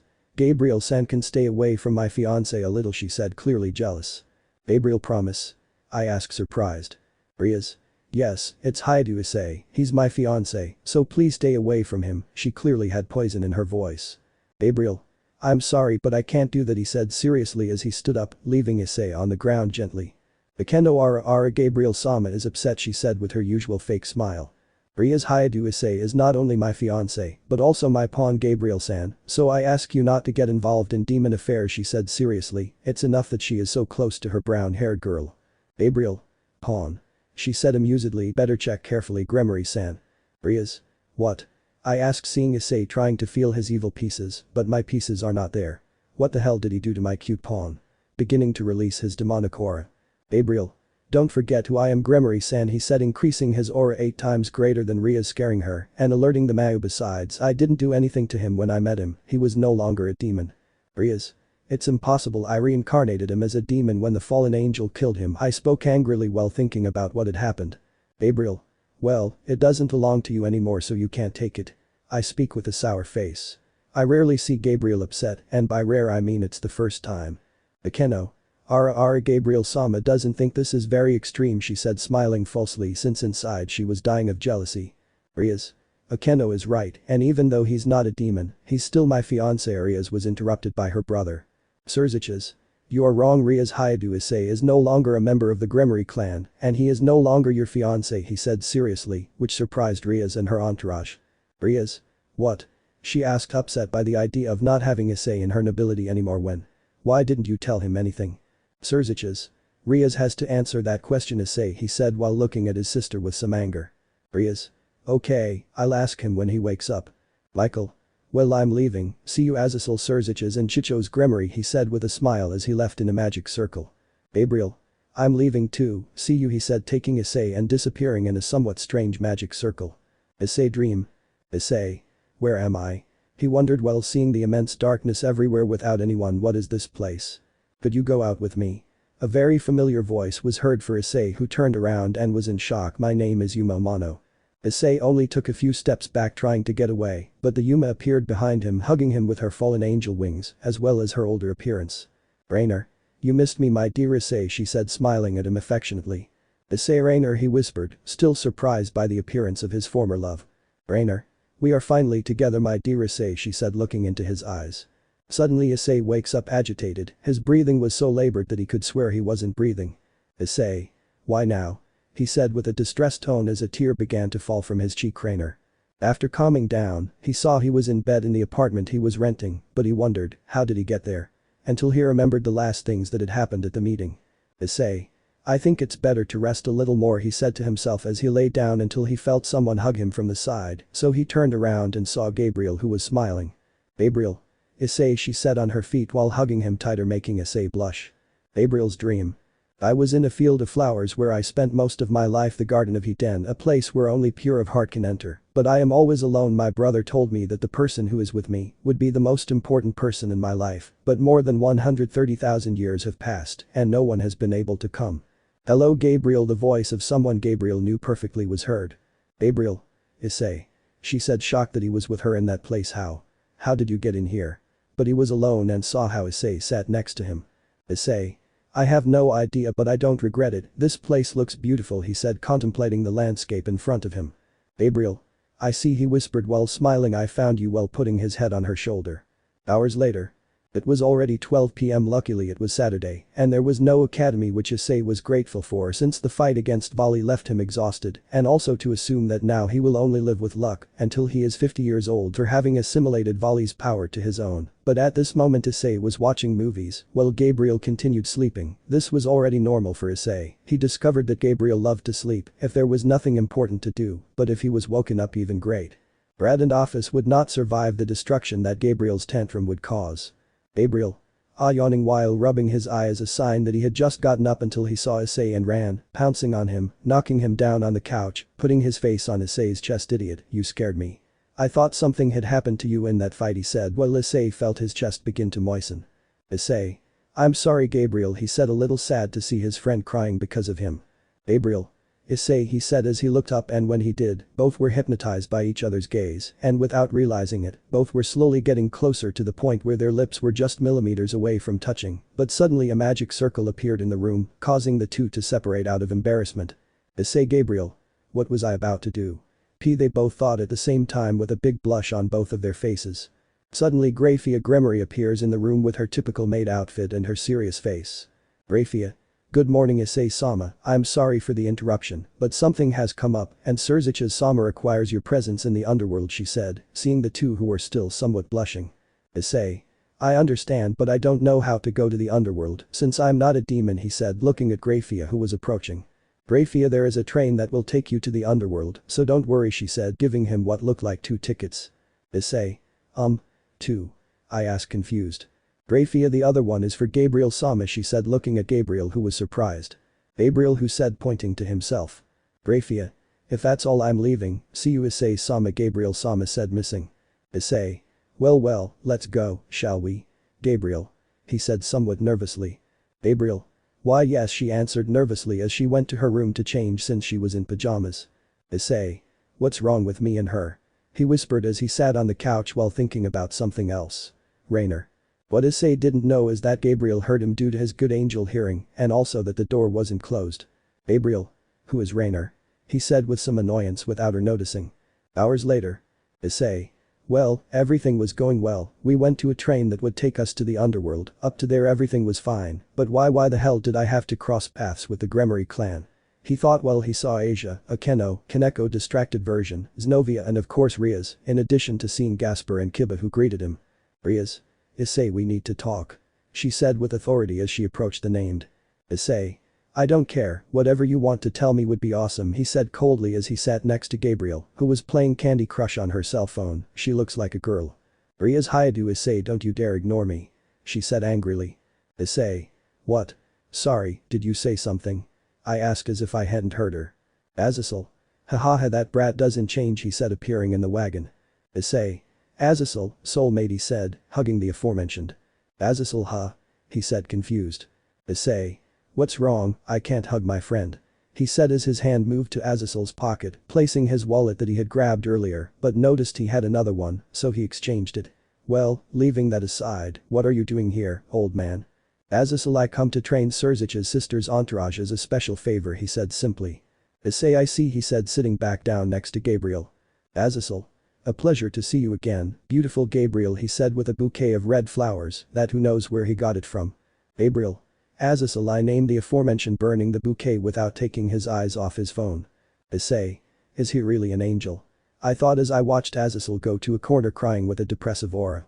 Suddenly the train stopped abruptly causing Issei to pounce on Gabriel, causing them to give each other a light kiss of their lips, of course no one noticed since it was fast, only they could feel it. Issei Gabriel. No one said anything, they were totally blushed and nervous. Gasper. Is this the Gremory territory? He said in astonishment making Issei and Gabriel separate quickly, although Gabriel touched his lip with a big blush. Kiba. Yes, it will be a third of Japan he said with a smile. After that everything turned purple making Gasper scared and the others alert in case there was danger, but suddenly everyone began to fall into nowhere while screaming after waking up they saw that they were on rocky terrain, but one thing they did know was that they were in the underworld since the sky was a different color. Asia. Where are we? She said worriedly. Kiba. I don't know, but Butchu isn't here, he said, looking for his master, but couldn't find her anywhere. Gasper? Neither are Gabriel-sama and Issei senpai here to help us. The half-vampire screamed in terror with his typical rag outfit. Issei Gasper, we are here, he said from his swords, trying to scare the vampire more. At that moment the earth began to move and huge footsteps were heard approaching, and suddenly they saw a huge purple dragon that seemed to have armor and a metal tail loin, safety guaranteed v. Everyone Issei. A dragon. They said in surprise except Issei, who already knew who they were. Kaneko. She didn't say anything and Asia jumped at the dragon, hitting her, but the dragon with its tail made her crash against some rocks, making her bleed from her head. Kiba Kaneko. He shouted as he threw himself at the dragon. Xenovia, I'll help you, she said, running, summoning Durandal, although with a simple movement the two fell. Bakeno. Listen, now that the president is not here I will take command, she said, putting on her lightning priestess kimono. Kiba and Xenovia, you distract him while Issei-kun gathers energy in his busted gear and will attack with me along with Gabriel-sama. Asia heals Kaneko, I need your help. Everyone Issei hi. Clearly Issei didn't answer him, he just said the following. Issei. Don't get involved in this, drag. He shouted the name of his dragon companion. Drag. Welsh dragon balance break busted gear scale male. I shout from the gauntlet. Issei. This is my revenge, Tannon, he shouted, facing the aforementioned face to face, hitting him in the face, making the dragon step back a little. What's wrong, old man, aren't you going to fight? Og, he moaned in pain, spitting out some blood as Tannon hit him with his tail, making him go through the mountain. Gabriel. Issei. She screamed, worried for her friend, while she threw a spear of light at the dragon, who dodged it without hesitation. You fell, while other spears came out of the dragon's sword, two of them embedding themselves in his leg, making him bleed. That energy he emits is from a demon. Issei. Gabriel, what are you doing? I asked, looking at the angel who was fighting with Tannon. Gabriel. I don't know, tell me, he said sarcastically. Issei. This is not the time for references, he said as he stood next to her while releasing his dragon aura. Gabriel. Yes, of course, she said, looking at the dragon. Even though she could defeat it alone, she wanted to team up with Issei. Issei. Let's go, he said as he went out at high speed towards Tannon, colliding their fists with great force, while Gabriel created a sword of light trying to cut the dragon, but Tannon's tail hit her in the forehead. Gabriel. Ouch, it hurt, he said with some tears touching his forehead in a comical way. Issei. Dragon Sirio is the strongest seraph in heaven. He asked while a drop of sweat came out, although he also looked adorable. Drag, don't underestimate her, mate, she alone equals the power of a Mu and a cadre, maybe even surpassing her. I speak with a hint of nerves. Tannon took advantage of Issei's distraction, hitting him with a fireball, causing him to fall to the ground abruptly, but Tannon received a lightning bolt to the head, followed by some sword blows that barely made him itch. When he wanted to attack Asia, who was healing Kaneko, Gasper stopped his time for just a few seconds because he lost focus out of fear. Azazel. Good enough training, he said, appearing next to Rias, stopping Tannon. Everyone. Gabriel. Azazel sensei, they all said except Gabriel, who helped Issei get up under the jealous gaze of Rias and the others. Gabriel. Are you okay? I asked worriedly. Issei. If it's nothing, he said with a smile. Azazel. Well, this training was done by Tannon, he is a dragon demon king, he said, pointing to the gigantic dragon. Tannon. I was personally called by Azazel for this favor, he said, looking at the fallen. You owe me one. Azazel. Yes, don't worry about that, he said with a smile. Rias. I'm sorry, I wanted to stop Azazel with this training, but my brother also agreed with Azazel, he said, looking at his entourage, but then turned his attention to Issei, who was talking to the dragon. Tannon.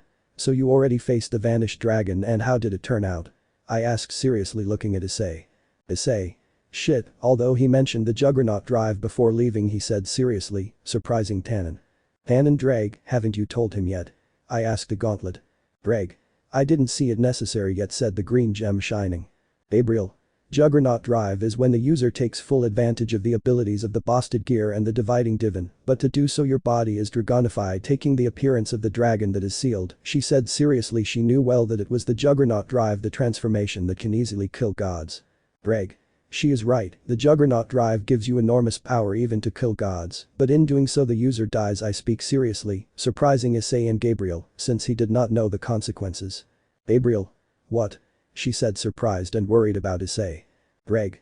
The Juggernaut drive of the busted gear gives you my form of the Welsh dragon, and the dividing divine gives you the form of Albion the vanishing dragon, but for this there must be a cost as great as the power that is given to you, and it is your vital energy. I speak seriously. Issei. Wait, are you telling me that Volley was going to sacrifice his life just to fight me? I ask incredulously that someone could be so crazy. Drag. No, being half-demon, could maintain the Juggernaut drive for 1 hour and still have about 100,000 years left, but you being only a human, in addition to having spent your years of life by assimilating the power of dividing, your time would only be 60 seconds before you die, he said, looking at the reactions of Gabriel and Issei, but for that you have to know the song of the celestial dragons, however. Not only the cost of life is risky, but also that when you activate the Juggernaut drive you lose your mind unless you have already trained your mind, he spoke again while Issei had a doubt, does Volley already control the Juggernaut drive? Issei Drag, is there any way to reverse the effects of that transformation? I asked looking at the gauntlet, who remained silent for a few seconds. Drag. There are 3 ways. The first is to go to the interior of Bastard Gear and destroy all the evil souls, since they are responsible for all the carriers of the Bastard Gear to fall into hatred and resentment, to unconsciously activate the Juggernaut drive, he said, and then continued. The second is ancient yokai magic that almost no one masters except for a few, you can practically count them with your hands, and finally Nordic magic. The Nordic people of antiquity could do incredible things, one of them even easily reversed the effects of the Juggernaut drive of one of my former carriers, he finished speaking. Tannon. You're lucky, the meeting with the Nordics will be in a few weeks, he spoke with a smile, looking at his disciple. Issei. I see, I'll get someone to help me out, she complained as Gabriel unconsciously hit him on the head. Gabriel. You will not activate the Juggernaut drive, do you understand? She said, annoyed, looking at Issei, who got a little scared. Issei, of course not, Gabriel-sama. He said with fear. Gabriel.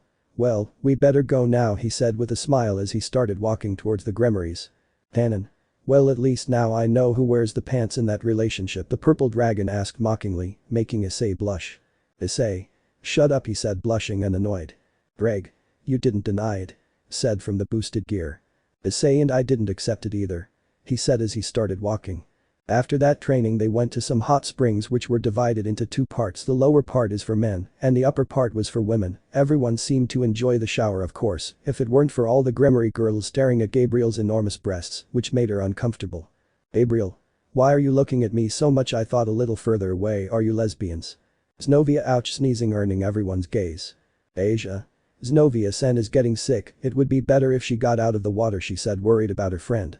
But on the boys' side everything was normal, except that Issei was trying to get Gasper to take a bath without being very successful in that, and also making Azazel stay downstairs as he was trying to spy on Gabriel without clothes, since he would be the first to be able to see Gabriel's beautiful skin without anything covering it. Of course, Issei blocked each attempt.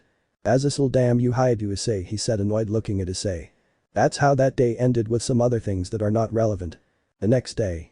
Everyone was at the entrance of what seemed to be a gigantic mansion, letting out a big wow to some like Gabriel, who looked amazed by the immense size of the house, but they saw that a maid known to Issei would open the door. Rafia. Welcome to the Gremory mansion, she said, bowing to the guests. Please follow me. Lord Gremory and Matriarch Gremory await you in the dining room. The whole journey was peaceful until Grafia left them in the waiting room, where every moment one of the girls wanted to approach Issei, but he just ignored them.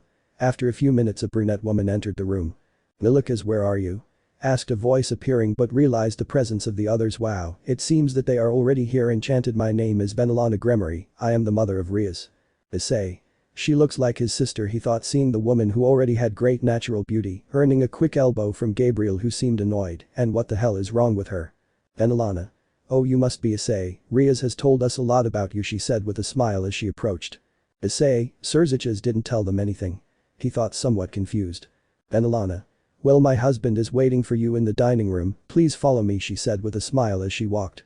In the dining room was a red-haired man that Issei knew well. He was Ria's father, who had a very strong friendship with his father. When he saw him, he smiled at him in a friendly way. Sioticus. Nice to meet you all, my name is Sioticus Gremory, nice to meet you, he said with a smile, looking at everyone until he saw Gabriel, and in a flash he was kneeling in front of her. Beautiful Gabriel, what is the reason for your beautiful presence here? Well, he grabbed Gabriel's hand and gave him a kiss. Benelana. Wow, I'm glad you know how to take care of guests, Sioticus, he said seriously. Sioticus opened his eyes and saw that he was kissing his wife's hand, and saw Gabriel talking to Issei a little apart, until he received a terrifying aura looking at his wife, as if she were his Shinigami waiting to kill him. Benelana, when everyone leaves I'll miss you, she said coldly while kicking him in the balls. Sioticus. My precious ones, he said in pain, making all the men cover their crotches, imagining the pain of that. Kiba. You don't play with it, he said with. My condolences for the pain that Sioticus must be feeling. Issei. That's what you get for being such a bucking womanizer, I thought, watching as Sioticus writhed in pain. A few minutes later. Everyone was eating and talking about things that weren't important in the slightest, but Issei noticed that Kaneko didn't take a single bite of her food, but after a few minutes he didn't care about her life and he wouldn't interfere. Psiodicus. By the way, Issei Surziches wants to see you tomorrow in his office, since he had to leave unexpectedly a few hours ago, he said, seriously looking at Issei, who nodded. Then Alana. By the way, how is your relationship with my daughter Issei-kun going? She said, looking at Issei, who became very tense. Rias. We have to talk about that later, she said, somewhat annoyed. Then Alana. What? Relationship problems. And I wanted them to give me grandchildren, she said, dejected. Rias. I can't stand it, she said, leaving the dining room and relieving Issei a little since you would drop the subject. The whole dinner was pretty normal, since Gabriel looked a bit pensive for some reason. Of course Issei asked if she was okay, but she always had the same answer, it's nothing, although she looked a bit annoyed when she said that. Afterwards they went to the patio where Azazel and Tannon were waiting for them. Azazel. Well, in the battle against Tannon I saw their weaknesses and what they need to improve, he said with a smile, while looking at the others. Issei, you have already trained with Tannon before, you know well the hell it is, but he was only using 15% of all his power, so you will go for 3 weeks, where he will attack you to kill, so be careful, seeing how Tannon grabs him by the shirt and begins to fly. Issei. Wait, Tannon. He shouted and then disappeared. Azazel. And as for you, I have very rigorous sessions for you, so I hope you are ready, he said, receiving a clear yes, except for Gabriel, who was not there. With Tannon. Issei was yelling at him, being ignored by Tannon, who continued flying, but then realized that someone was following them, so he turned around and saw 12 golden wings approaching at great speed towards his direction when they arrived at the training place. Tannon. Well, this is a good place, he said, throwing Issei, who fell on his butt. Issei. Thanks for the good landing, he said sarcastically, until he saw how 12 golden wings appeared in the place, and it was none other than Gabriel who was following them. Gabriel, the only one, unmatched, he said proudly. Issei. What are you doing here? I asked, looking at her. Gabriel. I wasn't going to stay and put up with Azazel's flirting, she said, annoyed, believing that Issei didn't want her with him. Tannon. Well, Issei, if your training was going to be hell with me, now it will be a massacre since Gabriel is also here, he said, watching as Issei turned blue. Issei. And no, it's true, isn't it like that, Gabriel? He asked nervously until he saw Gabriel's holy smile, which calmed him down. Gabriel. Calm down, Issei, I won't be so harsh, she said, releasing her aura that even Tannon got nervous. Issei. Drag, a little help, he thought with fear. Drag. Hi, do Issei, you were a great carrier, maybe the best I've ever had. Unfortunately today we separated, but remember that I will always remember you as a hero, Drag said in Issei's mind with light tears that were too fake. Issei. Malshan, Drag, are you going to leave me alone with an old lesbian and a crazy bipolar? He shouted until he realized his mistake. Gabriel. Issei, she said, annoyed by how he called her. I changed my mind now, I will go seriously. Tannon, same to me. He shouted angrily, releasing all his power. Issei. Mommy. He shouted, watching as the two launched themselves at him. 3 weeks later. After the hell that Issei had to endure, although sometimes he believed he would die for Gabriel, who to this day is still upset with Issei for calling him bipolar. Also in his training he met a person whose name he still doesn't know, but said he would tell him later. Well, for those of the Gremory clan, it was an intensive training for everyone. Obviously it was different for everyone, but Kaneko overexerted herself and got sick for a long time.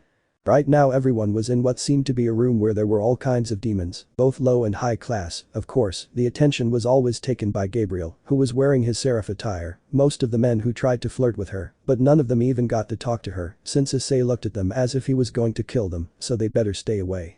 Issei-kun. A voice called Issei and he saw his childhood friend. Issei. Irina, what are you doing here? I asked, looking at her friend. Irina. I am Michael Sama's personal escort, she said with a smile until she saw Gabriel that Aura you are a sea seraph. Gabriel. Yes, I am the enchanted seraph Gabriel, he said, smiling at her. Irina.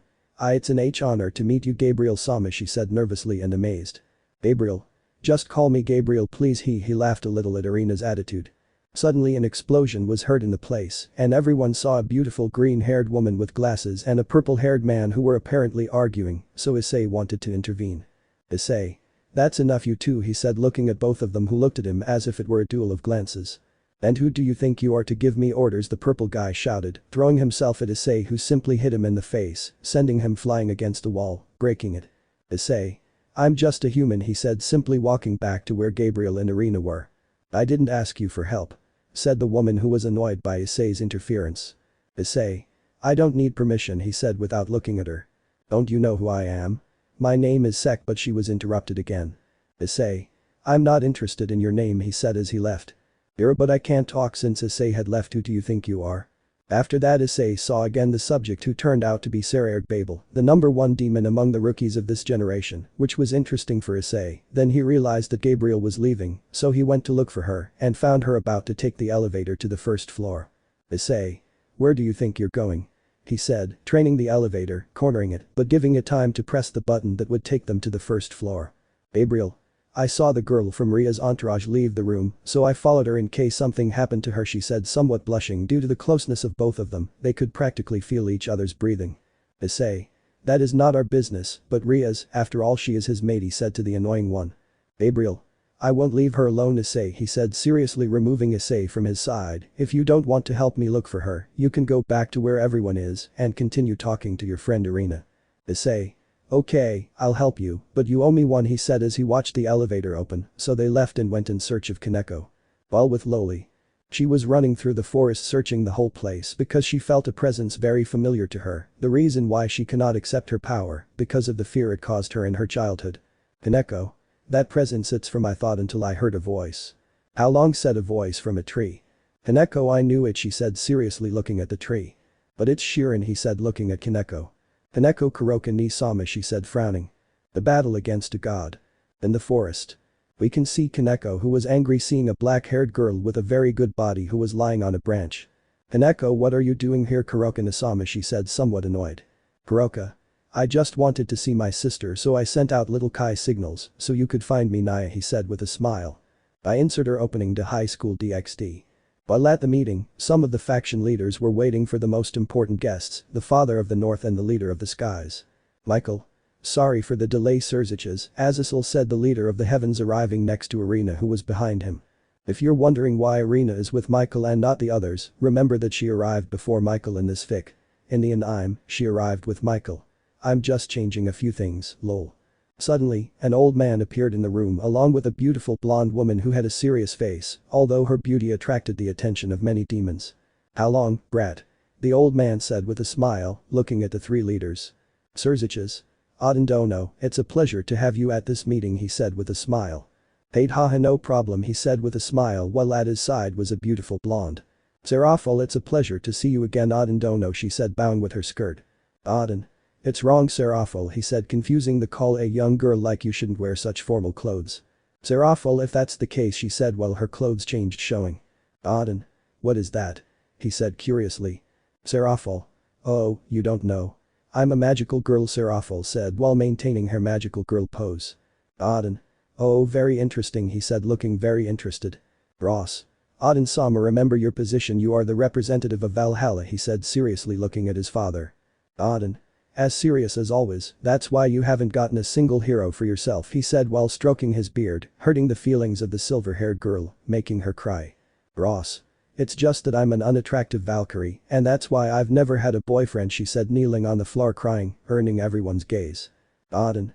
She is Rossweisse-chan, a prodigy on the battlefield. The bad thing is that she is very serious, and thanks to that she has not been able to have a single boyfriend, he said, while pointing to his Valkyrie. In the forest. Kaneko, what have you come for, Nisama? She said with some fear. Kuroka. It's not obvious I came for you, Shirin. I couldn't take you for a while due to time issues, but now we'll go together, she said with a smile as she watched her sister look at her. Kaneko. Not what you need, she said with fear in her eyes and more when she saw how Biku came out of his hiding place. Piccolo, Kuroka, are you going to keep letting that rat keep spying? He said, looking towards a tree from which he comes out. Kaneko, but you, what are you doing here? She asked looking at her master. Rias. It's not obvious, Kaneko, I came for you, she said seriously looking at Kuroka. Kuroka.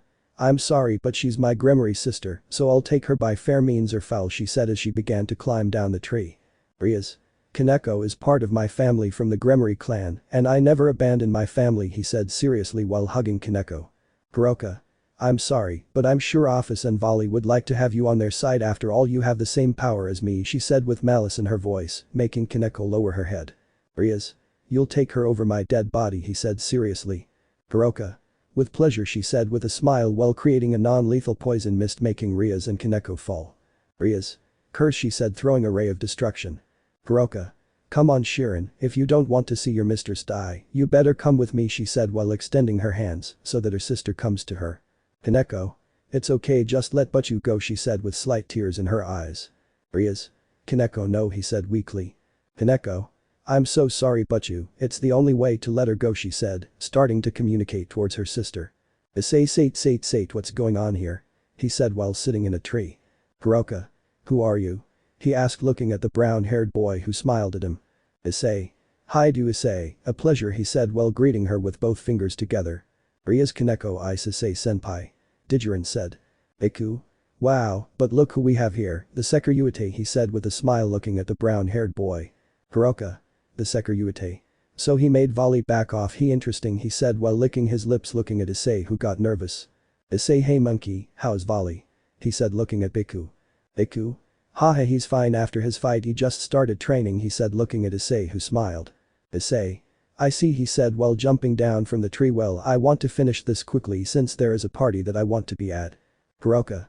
Haha, well it's a shame because everyone will die here. Or at least not you, she said smiling to Issei until snapping her fingers, she put up a huge barrier, the entire forest is surrounded by this barrier, so we won't have problems with unwanted guests. Issei. Well if that's the case I'll have to defeat both of them, he said simply while smiling. Gabriel. Wait Issei, I'll help you, he said appearing behind him, scaring him. Issei, I thought you were lost in the forest, he said scared. Gabriel. You're bad Issei, you told me the way was to the left. She said annoyed pouting. Issei. I told you right, but because you were distracted you didn't listen. He said while blaming the angel. Kuroka. Stop your couple fight. She screamed annoyed that they are ignoring her and for something else 7W7. Issei Gabriel. We are not a couple, they said blushing. Iku, let's see what you can do Sekiryuite, he said while climbing onto a golden cloud. Issei, let's go drag. He shouted as his body was covered by a red aura. Brigi, Welsh Dragon Balance Break Busted Gear Scale Male shouted from the gauntlet. Issei. Let's see what you can do, damn monkey. I shouted to punch him, but Biku deflected it with his staff and then hit him in the stomach. Biku. Very predictable, without a doubt, you're just like Volley, you make things too obvious that even your opponent deduces them easily, he said while hitting him with his staff on the back, causing him to crash into some trees.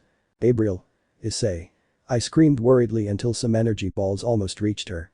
Kuroka. Don't get distracted, she said while throwing some energy balls at him, but what she didn't expect was that Gabriel easily cut them all with a golden light sword that impressed Kuroka. Kuroka. Ain't an angel.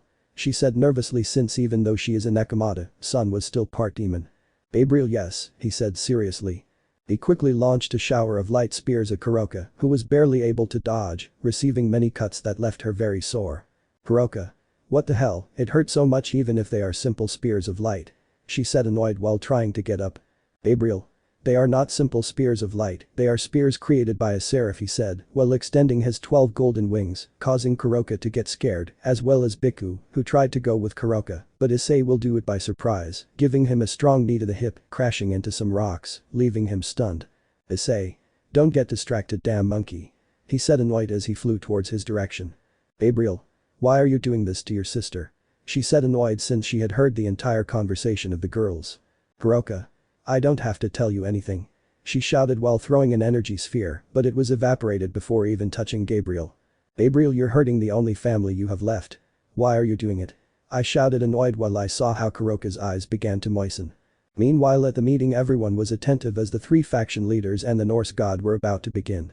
Sirziches, we would give the honors Odin Dono, he said with a smile to which the Nordic father just nodded confidently until. I object, a voice unknown to almost everyone except Odin and Rossweisse who were upset was heard. Odin.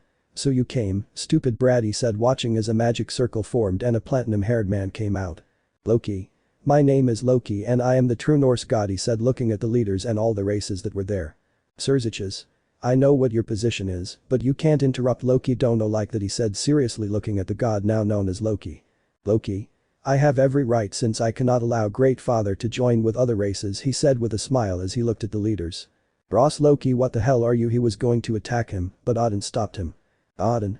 Loki, even if you go to Valhalla right now, I will not forgive your offense, he said seriously looking at his son, who just laughed. Loki. Ha, sorry, old decrepit man, come my son. He shouted as a dress came out of a magic circle scaring everyone until a snap from Loki made Fenrir start destroying everything, making all the high-class demons start running away. Suddenly one of the columns was heading towards Gasper and Asia, but before the rocks crushed them, Akeno destroyed them with a holy ray that earned Fenrir's murderous glare, scaring Akeno. Erekiel. Stay away from my daughter. He said, throwing some rays from his hands. Loki. Ha. Beelzebub said, watching as he was surrounded by a circle along with his son being teleported to another place. Surziches. Well done Ajuka, he said, looking at the green-haired man.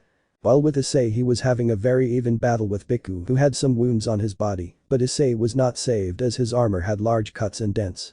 Biku. Now entity, because it cost Volley to fight Yusha Hayadu. Issei, you are undoubtedly someone admirable, he said, smiling, wiping some blood from his mouth. Issei. I say the same, monkey, he said while getting into fighting position. Are we off to a good start? Biku. You already roared, he said while launching himself in the direction of Issei, who received a strong punch in the stomach but responded with a knee to the stomach. Take it. Biku gave Issei a strong blow, causing him to crash into some trees. Issei. Shit, it's stronger than I expected. He said in pain, watching Biku approach. Biku. What's wrong Seker Uete, will I have you soon?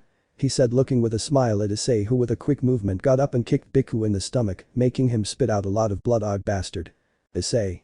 Don't get distracted in a fight, monkey. Then he gave him a powerful knee to the face, followed by a dragon shot, making a big explosion, raising a lot of smoke.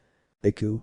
You are certainly very strong Seker Uete, he said, very hurt seeing himself with many wounds on his body as well as he was tired, but I think this meeting will be for another time. Then his staff extended, hitting Issei's stomach, expelling him with the trees. While with Gabriel, who was seeing Kuroka's true feelings, Asia her sister, just when Kuroka was going to speak, Biku appeared, taking Kuroka away. Kuroka, la Biku, did you miss my sister? She said, annoyed. Biku, haven't you noticed? He said seriously and very hurt. Kuroka, huh? Why did Loki's presence disappear? I asked Biku, who just smiled as they disappeared into a magic circle in the sky. Issei. Og monkey son of a Bead, he said, annoyed, deactivating his armor, arriving as he could next to Gabriel, who didn't notice since she was looking at the ground where Kuroka was, which was wet. Gabriel. Kuroka, I whispered something sad, being heard by Issei. Issei the Hexy cat. He said as if it was nothing when he felt Gabriel's aura rise. Gabriel. Let's go. She said, annoyed, followed by Issei. Rias, Kaneko. And us. They said, somewhat depressed. Some time later, Rias informed her brother of everything that had happened with Kuroka and Biku, clearly lying about some things so as not to look bad in front of her brother, while everyone retired to their rooms, thanks to Surziches, who let them sleep in the Gremory clan mansion. Of course the two had different rooms, although. Issei. This is huge, he said, looking at the wide space of his room. 5 people could easily live here. I better take a bath to forget this hellish day. Issei went to the bathroom, and it was also huge. Without a doubt the Gremory family gave themselves too many luxuries, but he put everything aside to take a quick shower that lasted around 15 minutes, very relaxing for Issei. In fact, it was the most relaxing thing he had done since his infernal training that he had with Gabriel and Tannon. Then he went to his room to rest, although he couldn't. It was already 10 o'clock and he couldn't sleep. He felt very uncomfortable in such a big place. Issei. Surely Gabriel is the same as me right now, he whispered, thinking about the Seraph. Normally she always gets him up to sleep with him, but today she didn't come. Hours passed, and Issei couldn't sleep, bucking insomnia. Why aren't you going to screw Surziches, who never does anything? Oh no, wait, that's me V. After a moment of reflection, Issei went to see if Gabriel was sleeping. The bad thing was that he had to go to the other side of the passage, which was not small. The distance was like 10 rooms that separated them, so he went quickly and without making any noise until he reached his destination and without warning. Issei. Gabriel, are you awake? He asked, entering the room while looking at Gabriel, who was with a lamp reading a book, in addition to having reading glasses, which made her look prettier than she was. Gabriel. Issei, what's wrong? She asked, looking at Issei, who was blushing, looking at her, making Gabriel very nervous and blushing. Issei. Oh, nothing, I just wanted to know if you were sleeping, he said, very blushed from looking at Gabriel for too long. Gabriel. I don't have insomnia, she said boredly while putting away her glasses. And you, Issei? Issei. Insomnia X2, he said as he sat next to the bed. I feel uncomfortable in such a big place. Gabriel.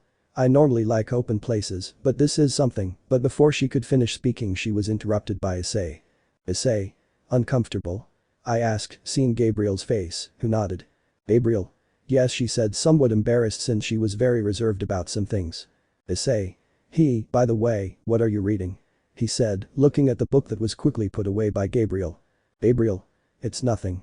She said, blushing as she put the book on her headboard. Issei. Oh come on Gabriel, and he said playfully as he approached Gabriel. Gabriel. Don't you dare, ha ha ha ha ha, for Issei.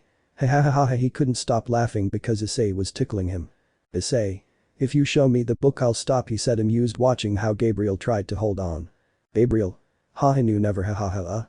I stop laughing seeing that Issei has the book in his hands. How? Issei.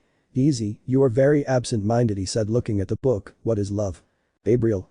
It's that I was interested in the subject because I never in love, he said somewhat sadly lowering his head receiving a light blow to the forehead. Issei.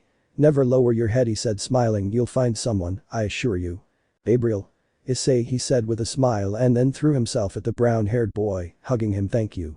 Issei just stayed there receiving the hug that Gabriel gave him, and the two of them stayed like that for a while, until they fell asleep hugging each other and with a smile as a sign that the discomfort no longer affected them. The next day. Dawn has arrived in the underworld, causing everyone to wake up and prepare for what they had to do next, but our eyes will focus on a movie star who has just woken up. Ross moaning as he stretched while opening his beautiful blue eyes. I have to put on my clothes to wake up Aden-sama. He was quickly going to change his pajamas, but someone knocked on the door and it was none other than Aden. Ross. Good morning Aden-sama, what can I help you with? She said respectfully and somewhat embarrassed by how she dressed. Aden. Good morning Ross-chan, put on your Valkyrie suit, I'll wait for you downstairs. Daiko as she left. Ross. Could it be because of Loki? She asked herself as she put on her Valkyrie clothes and quickly went down. When she went down she noticed the gaze of a certain perverted blonde who began to speak to Issei, but she could hear well what they were saying. Saji, hi, do you see that beauty, he said with a silly smile, seeing Rossweisse's legs and butt, who was going to hit him, but. Issei, oh Saji, do you want to die? He said pointing at Sona who was looking annoyed at Saji making him scare.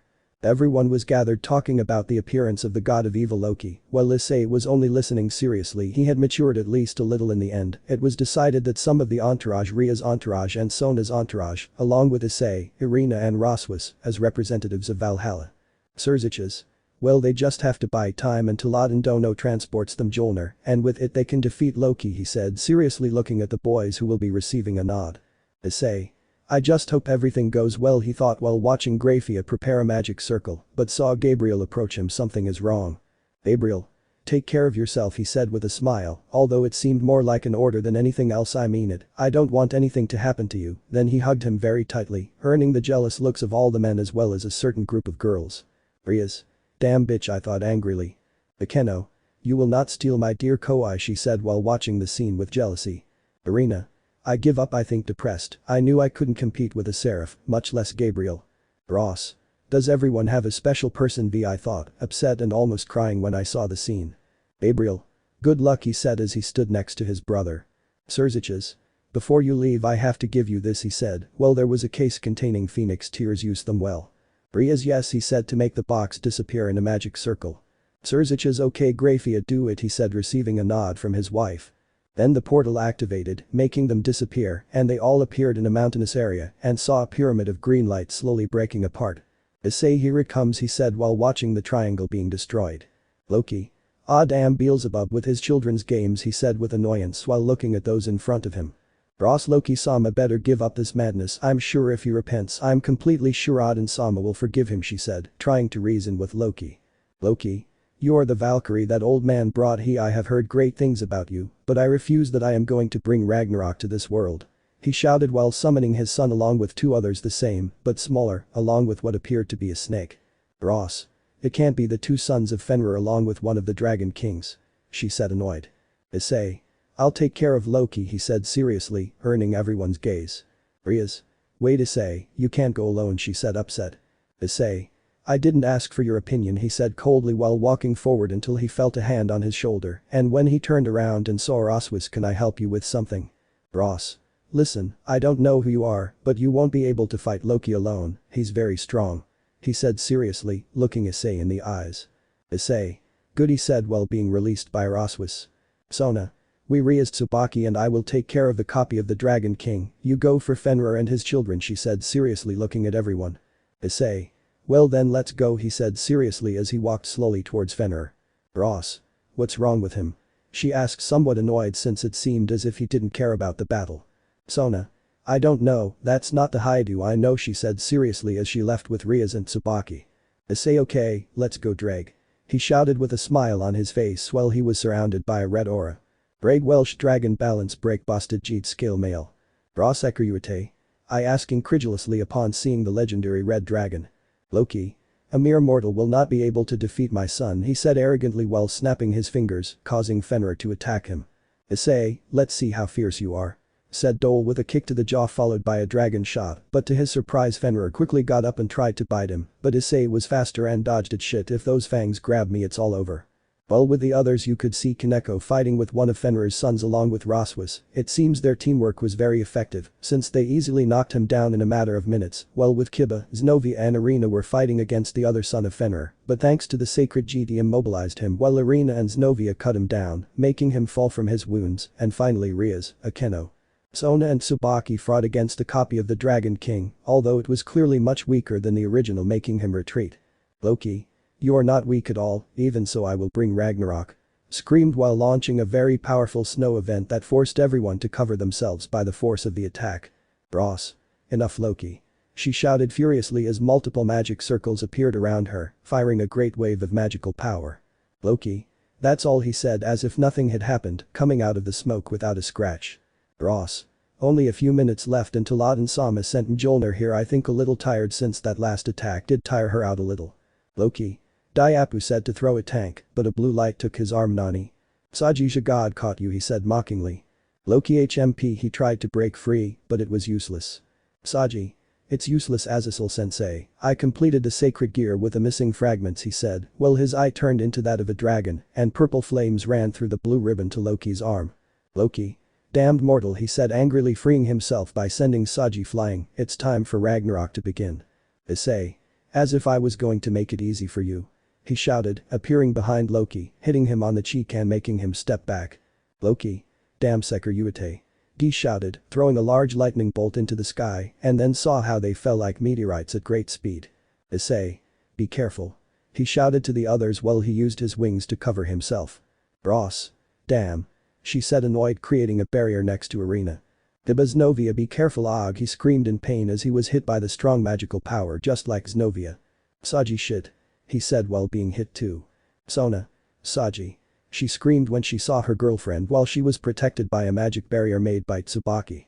Rias, this is not good, she said while creating a barrier just like her queen. When the dust began to dissipate we could see a very injured Kiba, along with Xenovia and Saji who was unconscious, worrying everyone, so Issei quickly went down to help his friends take off their armor. Issei. Saji, wake up, shit, this is not the time to sleep and think about Kaichu. I shout, shaking him and slapping him. Saji. Mommy, it's you, I'm coming, he said, hallucinating while extending his hand to the sky. Issei. Saji, don't go to the light. Jero desperate until he received a blow. Sona. Give him this and stop the nonsense, she said coldly, giving him a phoenix tear to leave. Issei. How cold, he said, hugging himself, and then gave her a phoenix tear. While with Kiba and Xenovia. Kiba. Damn, he said in pain as he tried to stand up but saw that Xenovia was on top of him. Tsubaki. Kiba-kun, are you okay? He said, arriving with the two. Kiba. It could be better, he said, somewhat hurt as he watched Tsubaki give a phoenix tear to the two of them. Xenovia. Thank you Tsubaki-san, she said with a bow. Tsubaki. They are just Kaichu's orders, she said looking at the battle. When they saw that Loki was throwing some rocks at Issei, luckily Issei stopped them before hitting them and then dodging a beam of energy that Loki threw at him. Issei. Shit is very strong, he said in his thoughts. Ross. Well, it's here, he said while a magic circle was seen opening and a giant hammer coming out. Odin-sama said that only the Seker Uete has enough power to be able to use it. Loki. The Mjolnir. Damn Odin. He shouted annoyed as he launched himself towards Rossweisse but was stopped by Saji. Saji. Not so fast, damn God, he said annoyed, putting force into his grip, but to his misfortune, Loki let go. Ross. Follow me Seker Uete, he said looking where Issei heading to the hammer. Issei. Be careful. I shout, warning Rossweisse. Rossweisse. She looked ahead and was surprised. In front was a large jaw that belonged to Fenrir. Is it my end? Rossweisse felt someone push her roughly, and when she saw in horror how Issei was bitten by Fenrir and then threw him like a doll, crashing him against some rocks, bouncing in the process, so she quickly went to him to try to help, but Fenrir got in the way. Ross. Damn it. Grigo, annoyed and powerless since thanks to her the only hope had been lost, he didn't waste time launching multiple magic attacks, sending Fenrir crashing. Kaneko. Issei senpai, as she said as her face changed from astonishment to one full of anger, taking out her ears and tail, hitting Fenrir hard. Akeno. Wretch, she screamed, launching a holy ray along with her fallen wings. Kiba, this is for my friend.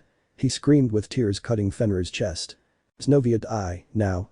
I shout while launching a burst fountain with Durandal. Arena, this is Pot Issei-kun. She screamed with tears while throwing a holy halo at him. Rossweisse.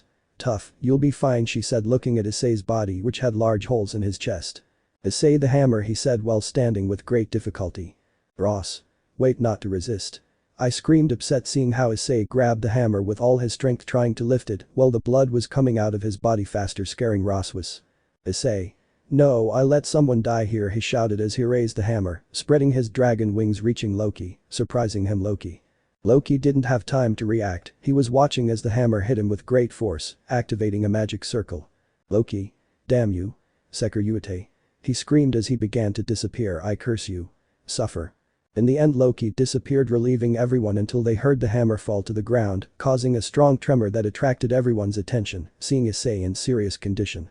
Rias Sona Phoenix tears. She screamed scared looking at the state of her fiancé. Sona Rias are over she said looking at Issei with concern. Ross.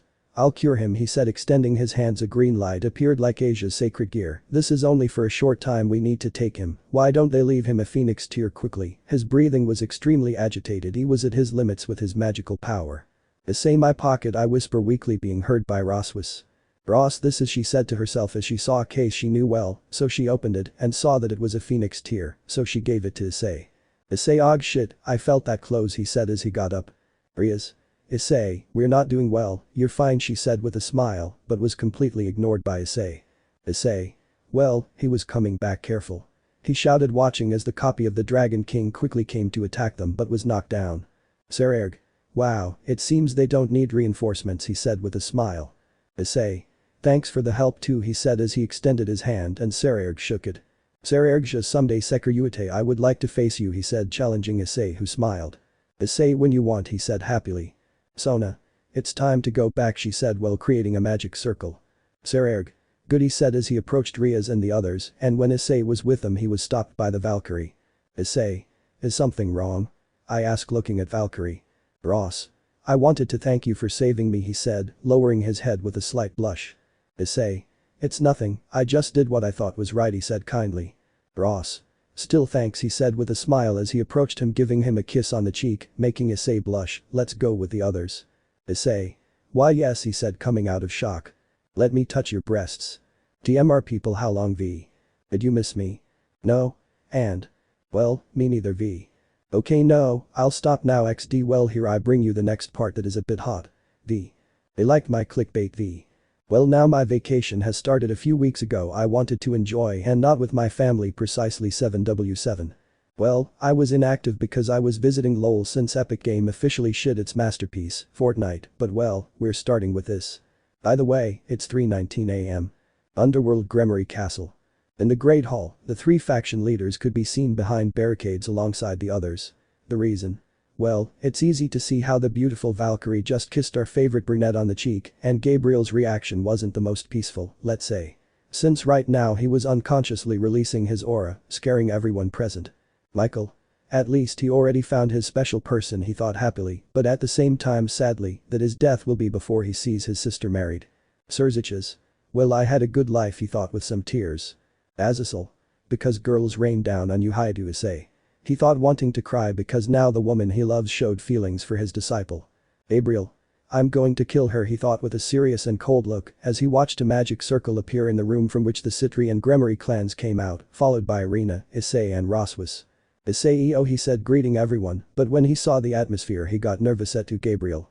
Gabriel, seeing Issei, who had blood stains on his shirt, became worried and went to see if the brown-haired boy was okay. Fortunately for everyone, Gabriel stopped releasing his inspiring aura and became as peaceful as ever. Issei. Are you okay? Issei yes I drank a phoenix tear that Ravel Phoenix gave me at the party he speaks while scratching the back of his neck. Gabriel. I sigh happily that Issei had nothing since she could only see the final events of the battle. Serziches. The good thing is that they were able to defeat Loki's side with relief that no one died. Rias. Yes Espio while massaging her head. Michael. Well I'm glad everyone is okay, I'm afraid I have to leave for now he said with his usual kind smile as he left with Irina. Azazel. I'm leaving anyway, I have to continue with my research so goodbye he said disappearing in a magic circle. Issei. Well since everyone is leaving I will too, but first Serziches I want to talk to you he said, looking at the Demon King. Serziches sure, follow me to my office he said as he started walking. Issei. I'll be right back Gabriel, don't get into trouble he said looking at Gabriel who had a pout. Gabriel. I'm not a girl, she said, looking to the other side, while her cheeks were red as she watched Issei leave. Rias. Well, Gabriel-san, I want to talk to you, she said, annoyed, looking at Gabriel. Meanwhile, both Surziches and Issei had already arrived at Surzich's office, which was full of papers that still needed to be filled out, making Issei sweat. Surziches. Well, Issei, what did you want to talk about? I asked, but he clearly had an idea. Issei. You already know, Surziches, why haven't you told Ria's parents that our engagement is over? You told me that you would take care of that, he said seriously and somewhat annoyed. Surziches. Well, you see, Issei, it's not entirely true, my mother doesn't know, but my father does since I told him before, he said, sighing at the end, as if he was tired, but don't worry, Issei, since your engagement with Rias is already cancelled. Issei. Well, that's a relief, at least I have one less peso, he said with a smile, giving a sigh. Well, that was all, Surziches, I'm leaving, but first I'm going to catch 2 rats. He quickly opened the entrance door. 2 people fell heavily to the ground, one with a blonde hair and the other with silver hair, who seemed to be in pain from the fall. Issei. Did you have fun spying? He asked the 2 girls mockingly. Gabriel Ross. We're not spying, they both said at the same time with a light red tone on their cheeks. Issei. Yes, of course, he said sarcastically, but well, it doesn't matter, it's time to go, I want to enjoy my vacation, or well, what's left of it. Gabriel, wait for me, he said as he followed him. Ross. Sorry again for interrupting, Surziches-sama, he said, bowing. Surziches, it's nothing, he said, smiling. Ross. By the way, has Odin-sama arrived to take me to Asgard? I asked the Demon King, who seemed nervous. Surziches. Well, you see, he said nervously, not knowing how the Valkyrie would react. Issei and Gabriel department. Both had already arrived, it took them around 2 hours to travel on the demon train. When they arrived, they had dinner and went to their inhabitants to rest from the exhausting day they had, but Gabriel sneaked into Issei's room in the middle of the night without him noticing, but clearly it wasn't like that, the brown-haired man had felt her enter his room, only he didn't say anything, he liked being with her. The next day. Right now Issei was in the living room of his apartment with an unexpected visit from the Valkyrie of Asgard, and she made him a very unexpected request. Issei. Please repeat that to me, he said, looking at the silver-haired girl. Ross. Can I stay at your house for a while? I asked, blushing. Gabriel. Wait, aren't you Odindono's Valkyrie? He said with some annoyance or jealousy. Ross. What happens is that suddenly his eyes became crystalline. Odin-sama abandoned me, Wuya. Issei. Hey, wait, don't cry, it's okay, you can stay here, he said, trying to calm her down. Gabriel. What, I think she's upset or jealous. Ross. Arigato, he said while wiping away his tears, but don't worry, I'll work so I can at least pay for the food. Issei. Okay, although it's not necessary, of course, he said, the last thing on his mind. Gabriel. I'm going to take a shower, he said without looking at the 2, making Issei somewhat surprised. Issei. And what's happening to her now? He thought, confused. Greg. Now you see why you don't have a girlfriend, he said in the mind of his carrier. Issei. You better shut up, damn virgin dragon, he said, annoyed. Ross. I'll make the food, he said as he went to the kitchen. Issei and I won't do anything, he said, throwing himself on the sofa. Ross. Oh sure, you'll do something, she said seriously, bringing out a personality that made her stay single, you clean the house. Issei just sighed and nodded as the hours passed where Gabriel was seen on his cell phone playing, everything was normal, luckily for Issei the vacation was not over yet. Since he still had a week left, so he has time to rest from all the supernatural things that were stressing him out. Gabriel. Issei, did you do your vacation homework? I asked bluntly while continuing to look at my phone. Issei. Of course, he said, bored. Gabriel. Can I borrow it? He asked, he said as if it were nothing. Issei. No, he said simply. Gabriel. Oh come on, Issei-kun, he said as he took his eyes off his phone and looked at him with puppy eyes. Issei. I'm sorry, but that doesn't work with me, he said without taking it seriously. Gabriel. I didn't want to do this, but I have no choice, he said with a somber tone. Issei. You wouldn't do it, he said defiantly. Gabriel.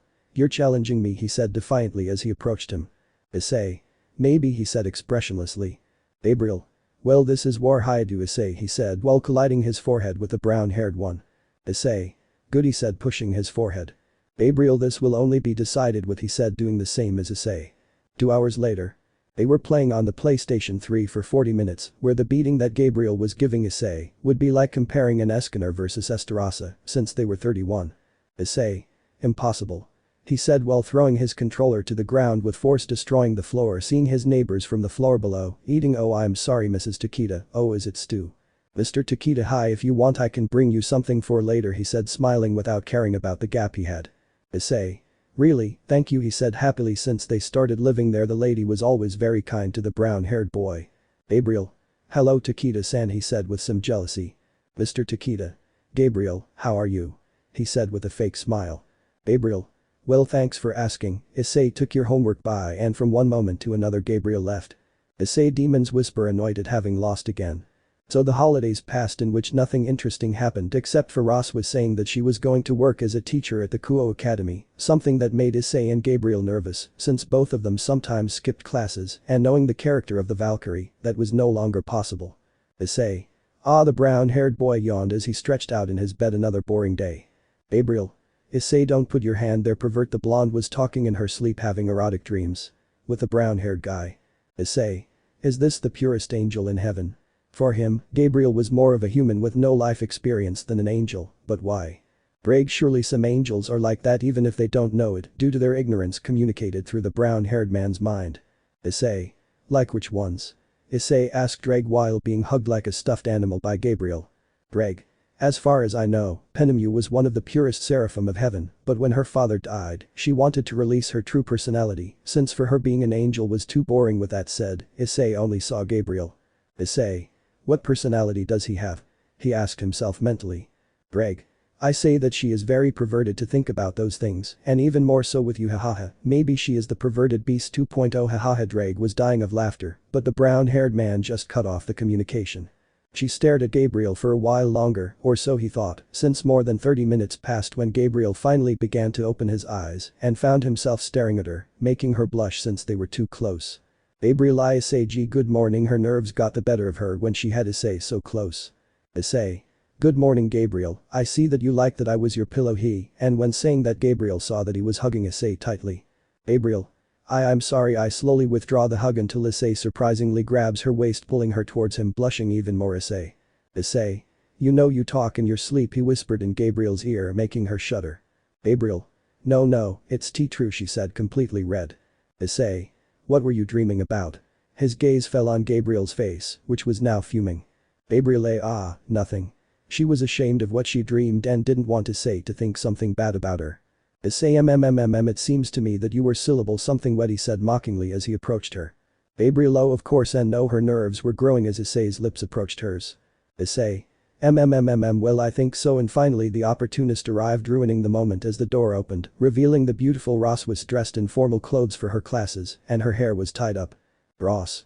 Issei, have you seen Gabriel? San is not in his room, but she remained silent when she entered and saw that Gabriel and Issei were too close to each other. What do you think you're doing, pervert?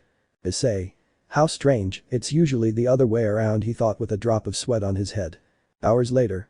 Issei and Gabriel were in history class, and the most boring thing for both of them, and the greatest misfortune, was that Rossweisse was the teacher of that class. Both of them fought fiercely to not fall asleep, until Issei was finally defeated and fell asleep until a hit with a ruler woke him up immediately. Ross. Young Haidu, are my classes too boring for you? She had to treat all the students equally, although when it came to Issei she sometimes doubted it. Issei. Now that Rossweisse sensei says it, yes, the entire classroom fell into an awkward silence. Ross. Well then he stays after school to solve that problem. Strangely, Issei looked into Rossweisse's eyes, which didn't give him much security, let's say. Issei. Shit, I think I screwed up, he thought nervously at that look. Greg. You? No, the sarcasm was more than obvious. Issei. Yes, I know, even if it seems impossible to believe without realizing Drake's sarcasm. After class, Issei stayed in the classroom waiting for Rossweisse, and Gabriel abandoned him to his fate since he did not want to hear how Issei was tortured, and suddenly Issei was taken out of his thoughts because the door opened, revealing Rossweisse in a somewhat erotic outfit. Since her skirt was above her knees and her shirt was slightly unbuttoned, revealing a bit of her breasts, although for Issei what caught my attention was her hair that was loose, which gave her a more sensual touch when walking towards him. Ross. Welcome to your private classes, Issei-kun whispered in Issei's ear, which shuddered a little by the action of the Valkyrie. Issei. Rossweisse-sensei, what are you doing dressed like that? And what private lessons are you talking about? He moved away a little but crashed into the wall, leaving himself at the mercy of the Valkyrie. Ross. These clothes are so you can pamper yourself and not fall asleep, although if you do, what could happen, she said, pressing her breasts on Issei's torso and whispering to him with a touch of sensuality, the books I read did work, I have Issei-kun cornered. Issei. Rossweisse-sensei. He was very blushing because of how they were, and Issei's dragon impulses didn't help much, let's say. Ross Fufu Issei, I have a proposal for you, he whispered into Issei's ear, who was very red. Issei hi. He was extremely nervous and blushing. Ross. If you pass my test I'll do whatever you want. Those simple words made Issei's perverted mind come back, imagining him and Rossweisse doing things XXX. Do you accept? Issei. Without a doubt. He said strongly, grabbing a small smile that formed on Rossweisse's lips. Ross. Well, let's start then. He went to his office and took out a history book. Do your best, Issei-kun. 2 hours later. After a long review, Issei was more than dead. It hurt just a tense, but the effort was worth it if he wanted to do ecchi things with his teacher friend Valkyrie. Ross. Well, congratulations Issei, you passed, he said, smiling, blushing at Issei. Issei, so? I was about to ask for your reward. Ross. Go ahead, ask me for whatever you want, she said, blushing, already knowing what was going to happen. Issei. Then let me touch your breasts, he said with determination, making Rossweisse blush more. Ross. Oh okay, he slowly unbuttoned his shirt, revealing more and more skin until he was left with only a bra, which he easily took off, revealing the Valkyrie's pink nipples. Gee, go ahead, why you can't you touch them? Issei his hand slowly approached until they finally touched the breasts of the beautiful Valkyrie.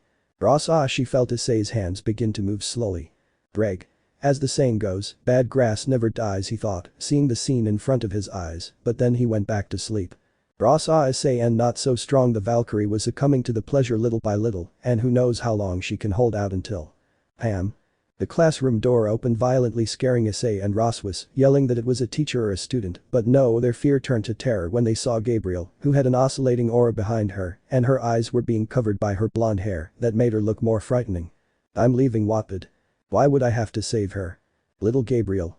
I was in the apartment that Issei and Rossweisse shared, but since Issei didn't come, I got worried.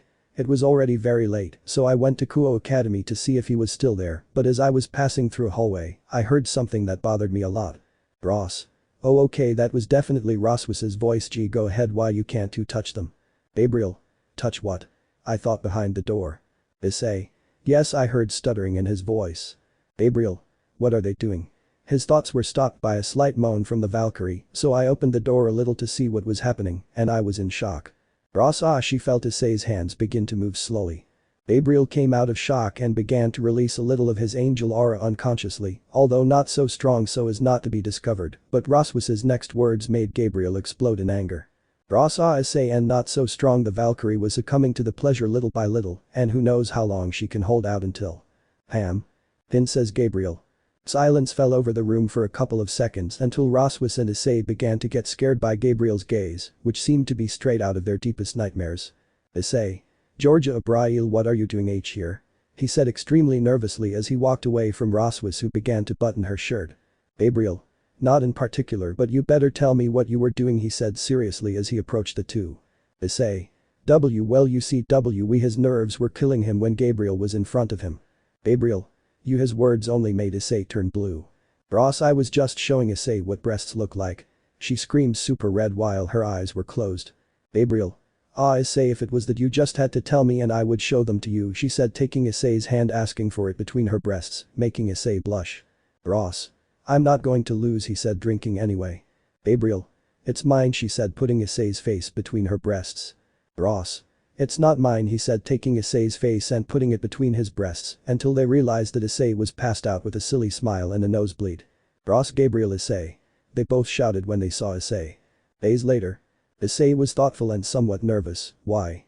Simple. Gabriel was acting very possessive to the point of not even letting him sleep alone. It's as if she were an excessively jealous girlfriend, and with Rossweisse, well, from what he found out, she was putting into practice what she read from a book and wasn't acting like herself, but they both had a single goal, to stay with Haidu Issei, like now for example. Issei. Enough. He shouted tiredly, seeing how Rossweisse and Gabriel were pulling his arm. Gabriel, tell the Valkyrie I left you. He said, pulling Issei's arm. Ross. No, you leave him. She also started pulling Issei's arm until they saw that Issei was replaced by a doll identical to Issei. Gabriel, Ross, huh? They were surprised not to see Issei until they turned to the other side, seeing him running. Greg. Wonderful play, spoke in Issei's mind. Issei. Thanks, although I had to sell mini Issei out, he thought sadly until he saw how Rossweisse and Gabriel were following him. Ah shit, here we go again. Hours later. Issei was alone with Gabriel in Kuoh Park since Rossweisse had some business as a teacher at the academy. To his displeasure he met the blonde nun, and also the memories came back to him when Rainer attacked him in that park. Of course Gabriel noticed it, so he decided to ask. Gabriel? Issei, are you okay? I notice you are somewhat thoughtful, she said worriedly while clinging to his arm. Issei. Yes, I'm fine, I was just thinking about some things. He tried to hide it, although it didn't convince Gabriel completely. Gabriel. Okay, hey, isn't that Serzich's sister's maid? I asked, seeing the blonde who was with a black-haired boy. Issei. Yes, he said without even looking at her since her aura identified her. Gabriel, let's say hello to her, she said happily as she tried to go, but Issei stopped her. Issei. No need, let's go now, he said seriously, pulling Gabriel without her being able to reproach him for anything. Issei department. It's been a few days since that happened. Right now Issei was in the bathroom thinking about everything that has happened to him in these last months, both why he no longer belongs to the Gremory clan and why he was now living with two of the most beautiful girls he has ever seen in his life. Without a doubt, luck smiles on the brown-haired boy, but don't you have the feeling that something very exciting is going to happen?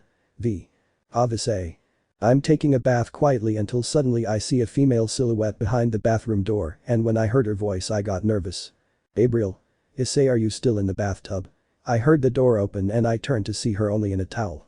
Issei, wait, what why don't you see that I haven't finished yet? Yes, I'm stuttering, and who doesn't see such a woman in front of you half naked? Gabriel. I'm sorry but I wanted to take a bath, she said a little embarrassed. Issei.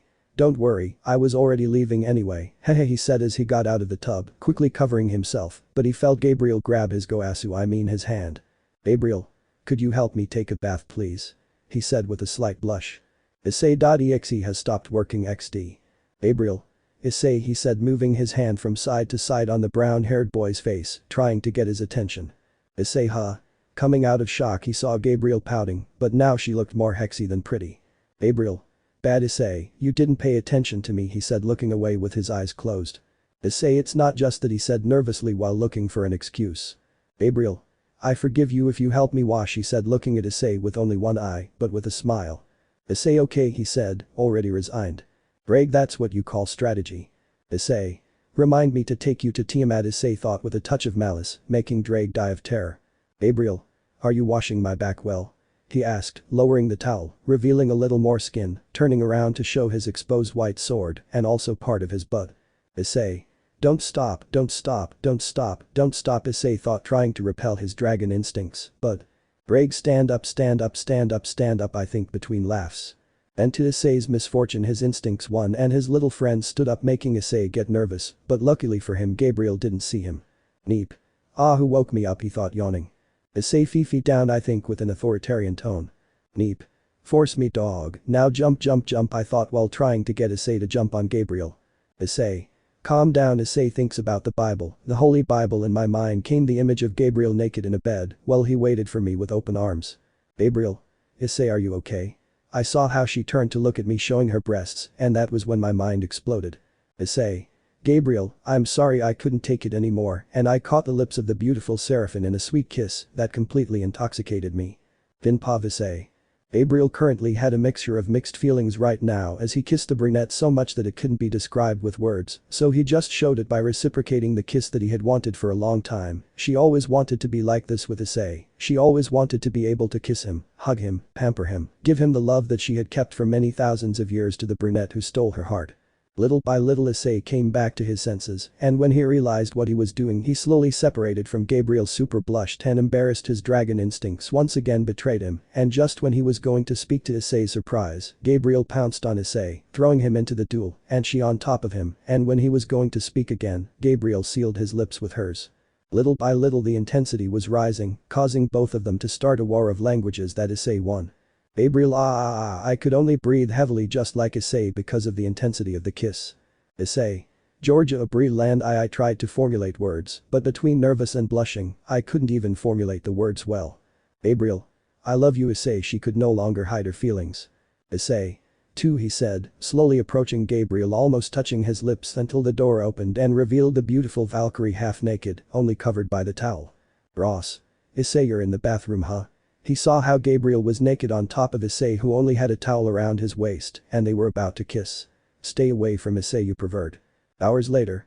Issei was in his room with his pajamas ready to sleep, but he knew what was coming next, so he just resigned himself and opened the door to his room, letting in Rossweisse, who was wearing somewhat revealing pajamas. Issei que intentas Rossweisse sensei diglapertando un poco la vista de las características de la joven Valkyria. Ross. I already told you, just call me Rossweisse when we're alone, she whispered, blushing and embarrassed to be discovered, since her plan was to get into Issei's bed when he was sleeping. Issei. Are you okay, Rossweisse, but what are you doing here? He asked as he closed the door and sat on the bed. Ross. I wanted to know if I could sleep with you today. He said this between nerves and blushes. Issei, eh? Of course, don't worry, he said, smiling, which caused Rossweisse to blush slightly. Then they turned off the lights and the two lay down in bed, and after about an hour they both fell asleep, but without Issei realizing it, he had hugged Rossweisse, making a smile form on the Valkyrie's face, until the door slowly opened, revealing the seraph who was entering, and seeing that scene she got jealous, but didn't want to wake Issei up, so she got between the sheets and stood on Issei's left side. The next day. Gregory. The Gremory clan was in front of Azazel, leader of the fallen angels, since he would take them to the territories of the high-class demon, better known as Diodora. Rias, okay, let's go, Azazel, she said as a portal appeared below her and her nobility. Azazel, well, good luck, he said relaxedly as always. After disappearing, he called our favorite chestnut tree, who was currently sleeping peacefully with Gabriel and Rossweisse. Issei, what time is it? He asked lazily, but when he wanted to move his hands he noticed that they were held by Rossweisse and Gabriel. Rias. Greg. Comrade, did I tell you or not, your destiny is greatness, and those two beauties are proof of it, I speak in Issei's thoughts. Issei. You never told me that, what you said is that I will die as a breast-loving virgin. He replied angrily. Until suddenly Rossweisse began to wake up, slowly opening her eyes. She saw how Issei looked directly into her eyes, and she was hypnotized by those brown eyes that she liked so much until she realized it and just lowered her gaze a little, blushing. Ross. Gee, good morning, she said nervously. Issei. Good morning, Rossweisse, he said while smiling warmly. Ross. What is she doing here? He said seriously while looking at Gabriel, who was with a silly smile while hugging Issei's arm. Issei. She always comes into my room to sleep since I think she's not used to sleeping in dark places, he said while caressing the seraph's head, making Rossweisse jealous. Ross. I think I need to keep reading more of that book, I whisper under my breath, but thanks to Issei's ear, I can hear it. Suddenly a magic circle appeared in Issei's ear, and from the symbol he immediately knew who it was, so he didn't hesitate to answer the call. Issei. What do you need, Azazel? He said through the magic circle. Azazel. Can Issei come to Gregory for a moment? I asked while watching the Gremory fight. Issei. Ah damn, and I wanted a day off, but oh well, I'll be there in a few minutes, he said, hanging up the call and sighing. Ross. Well, I'll go get ready, Issei, see you, he said, giving him a kiss on the cheek near the corner of his lips, making Issei blush, leaving the room. Gabriel. And with that Gabriel revealed that she was awake and she was jealous. Issei.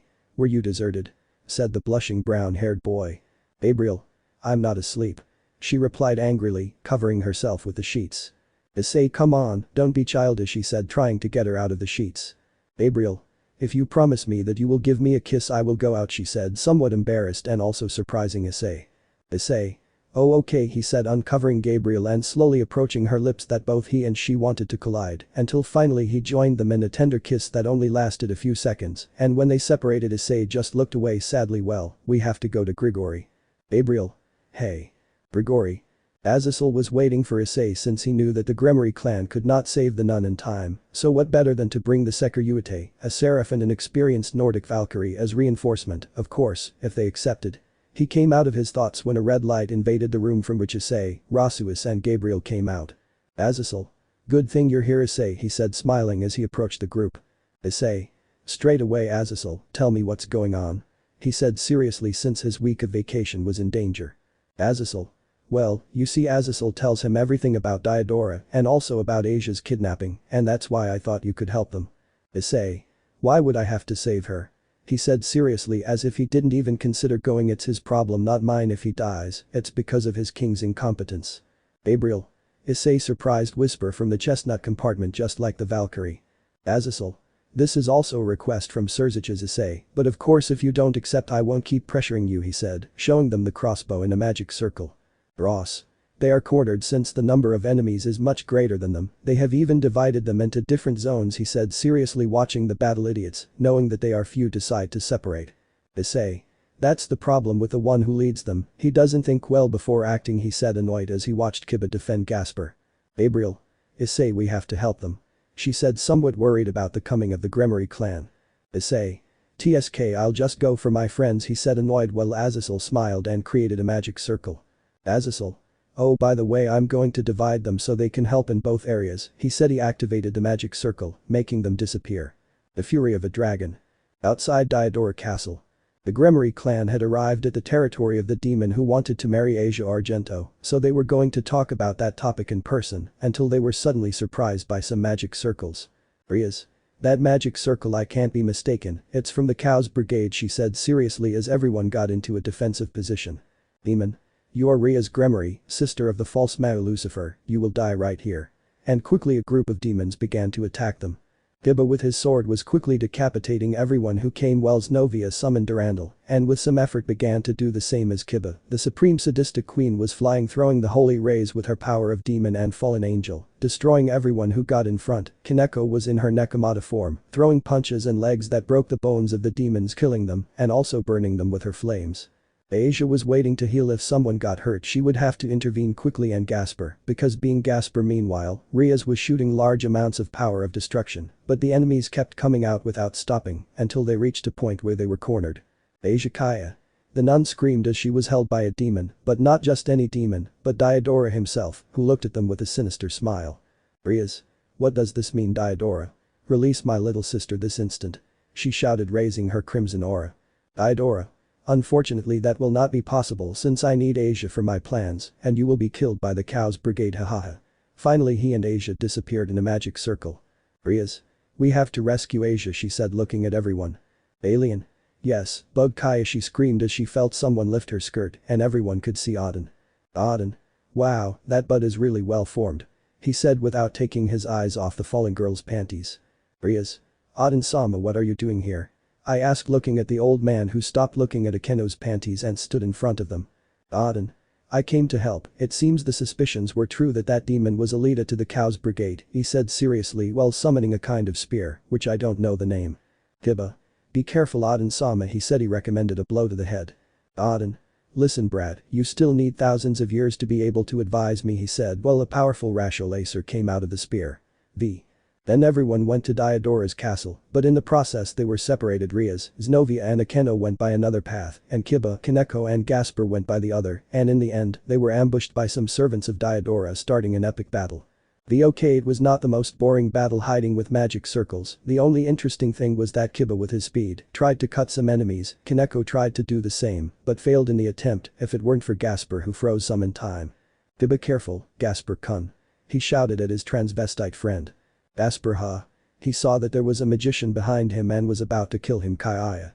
She immediately closed her eyes in fear and waited for her imminent end, but it never came. She didn't feel any pain, she just felt a hand on her head that seemed very familiar, so she saw who it was and was surprised to see the brunette. Issei. Are you okay, Gasper? I asked with a friendly smile. Gasper, Issei-senpai said with some tears coming out of his eyes. Kiba. Issei, I'm glad you came to help us, he said as he got into a combat stance with his sword. Kaneko. Issei-senpai, Susuro Alvar Al Castano. Issei. I didn't come alone, Gabriel and Rossweisse went to help the others, and we just took care of these, he said while his arm was enveloped by a crimson-red aura. I won't use the balance break in this fight to make it more interesting, While on the other side. Rias and Akeno were in trouble since Xenovia was injured. They were using a magic circle to protect themselves, and the worst thing was that the mangas were putting too much pressure on their spells to the point that their magic was exhausted and became soft under the pressure. Rias, ah damn, if only Issei-kun were here everything would be different. She said, annoyed, thinking about how Alejo's brown hair came from her without any explanation. Akeno. Rias, don't disconcert you, Ogdimio, as she receives a strong beam of magic breaking her magic circle. Rias. Akeno. Ahgg. She screamed when she saw that her circle had given way, receiving all the attacks from the magicians, leaving her very injured. Wow, how weak is the sister of the false Mao Lucifer? Well, it will be a relief for your family to die here. One of the sleeves shouted, shooting with two magic circles. Shinyai. Boom. The mangas, seeing the great explosion of magic, assumed that they had killed her, so they smiled complacently until they saw a white barrier covering the three injured girls, and they saw a silver-haired girl in her Valkyrie costume, super hexy, and they also saw the most beautiful angel in all of existence next to her. Ross, looks like we arrived on time, she said with a sigh of relief. Gabriel. Yes, it seems so, he said with a smile until he saw the magicians. Do you want me to take care of them or are you doing it? Ross. You take care of her, I'll take care of it, he said seriously, fading the barrier. Only one against us 20, haha, I see that you are underestimating us, and for that idiot you will die. I said in a mocking tone, believing that the girl was weak. Serious mistake. Ross. You are the ones who are underestimating me. He shouted, launching himself into the attack while having magic circles in his hands from which rays of magic came out, quickly killing the enemies in front of him. Gabriel. I wonder if Issei-kun has already finished off the others, she said aloud, causing Rias to hear her. Rias? Issei is here? I asked the angel, although more than a question it was as if Rias was demanding a quick answer. Gabriel. If he is with the others helping, he said without looking at her while throwing a spear of light at an enemy who was trying to escape. Ross. Disappear now. He shouted as hundreds of magic circles appeared behind him without stopping. All the mangas got scared and tried to flee, but it was too late since all the magic circles launched a beam of energy, killing them instantly. We're done here. Gabriel. Okay, let's meet with Issei-kun, he said with a smile. Well, with Issei.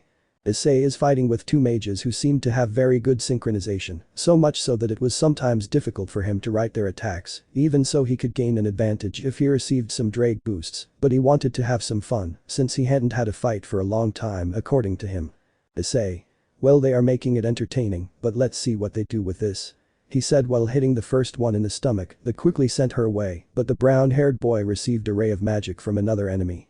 While Kiba was fighting with two other magicians along with Kaneko and Nekomata Mode and Gasper who remained hidden, he waited for his moment to help his companions. And so the battle lasted a little longer until Issei got tired and quickly finished them all off using his power boosts, and so they went to Diadora's castle to capture him, or in the best case scenario for Issei to kill him. Issei.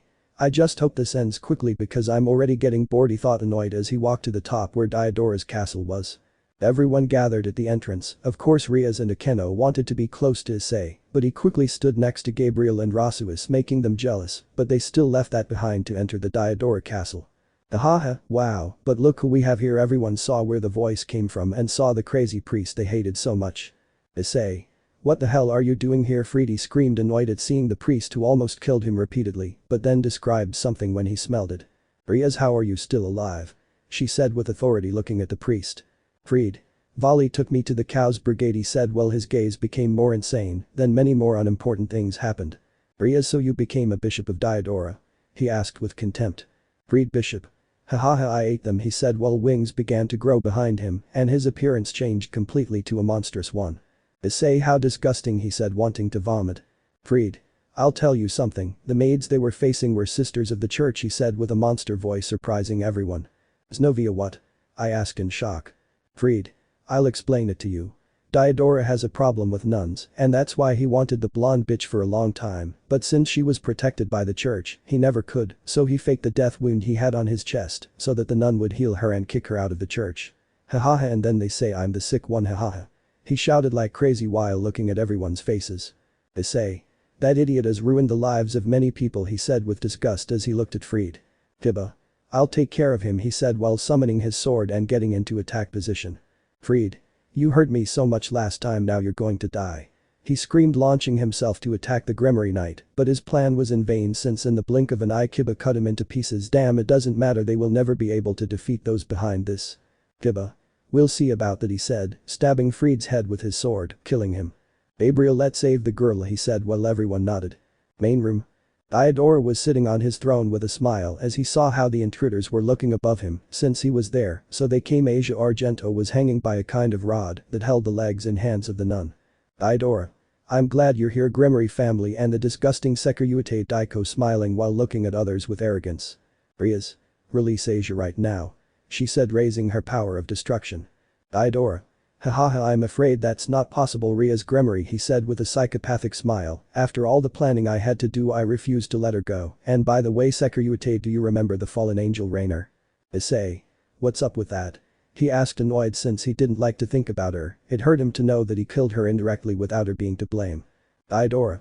You know it was very pleasant to enjoy how the mind control slowly corrupted her mind, hahaha, you should have seen it. She practically almost killed herself from the pain and only repeated the same words over and over again. Issei, help me, please help me, Issei, hahaha. And in the end there was only an empty shell that obeyed the will she gave it, hahaha. Although it was a waste of time since I could not enjoy her body due to lack of time, but hey.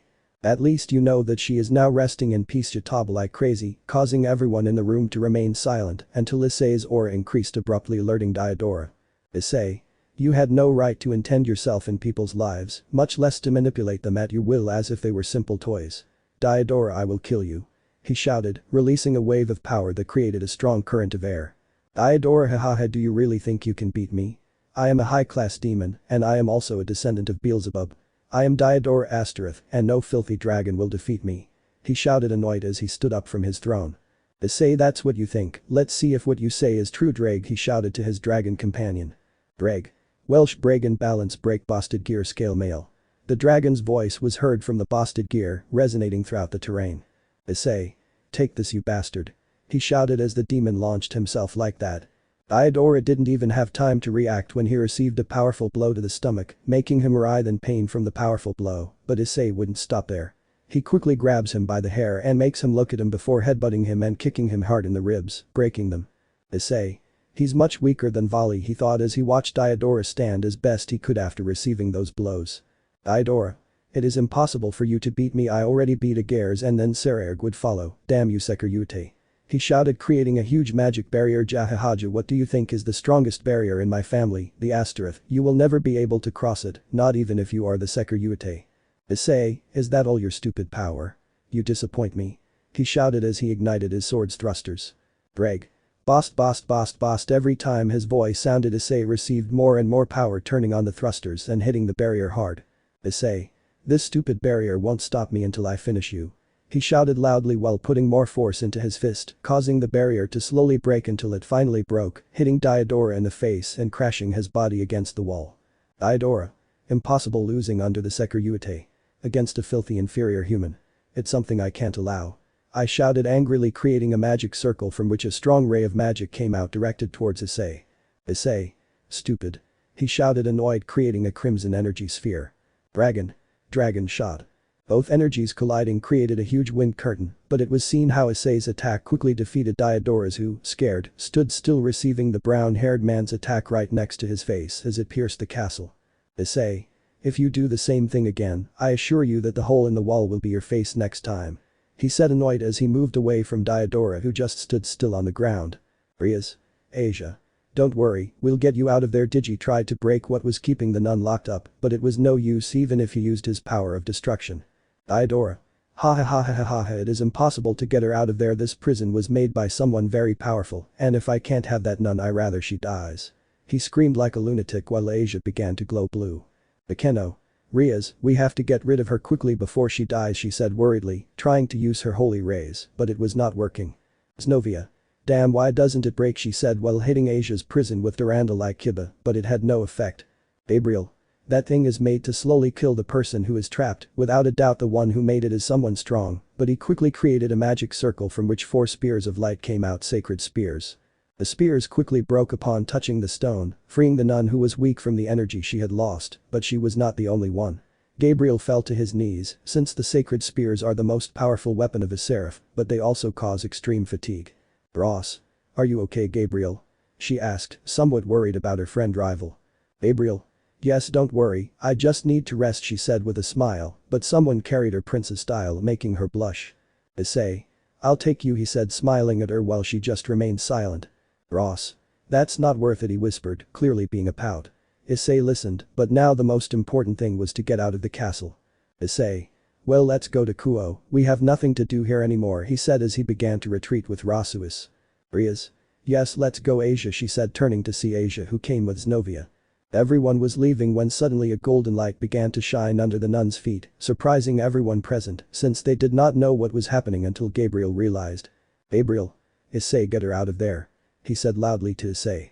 Just when Issei was going to save her for the second time, Rossweisse was already there and pushed the nun away from that portal, but when she tried to leave it was too late, she disappeared from everyone's sight without a trace, leaving everyone surprised and Issei in shock. The Dragon of Domination. The spears quickly broke upon touching the stone, freeing the nun who was weak from the energy she had lost, but she was not the only one. Gabriel fell to his knees, since the sacred spears are the most powerful weapon of a seraph, but they also cause extreme fatigue. Ross. Are you okay, Gabriel? She asked, somewhat worried about her friend rival. Gabriel. Yes, don't worry, I just need to rest, she said with a smile, but someone carried her princess style, making her blush. Issei. I'll take you, he said, smiling at her while she just remained silent. Ross. That's not worth it, he whispered, clearly being a pout. Issei listened, but now the most important thing was to get out of the castle. Issei. Well, let's go to Kuoh, we have nothing to do here anymore, he said as he began to retreat with Rossweisse.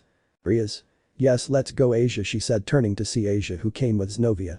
Everyone was leaving when suddenly a golden light began to shine under the nun's feet, surprising everyone present since they did not know what was happening until Gabriel realized. Gabriel. Issei, get her out of there. He said loudly to Issei. Just when Issei was going to save her for the second time, Rossweisse was already there and pushed the nun away from that portal, but when she tried to leave it was too late, she disappeared from everyone's sight without a trace, leaving everyone surprised and Issei in shock. Let's get started.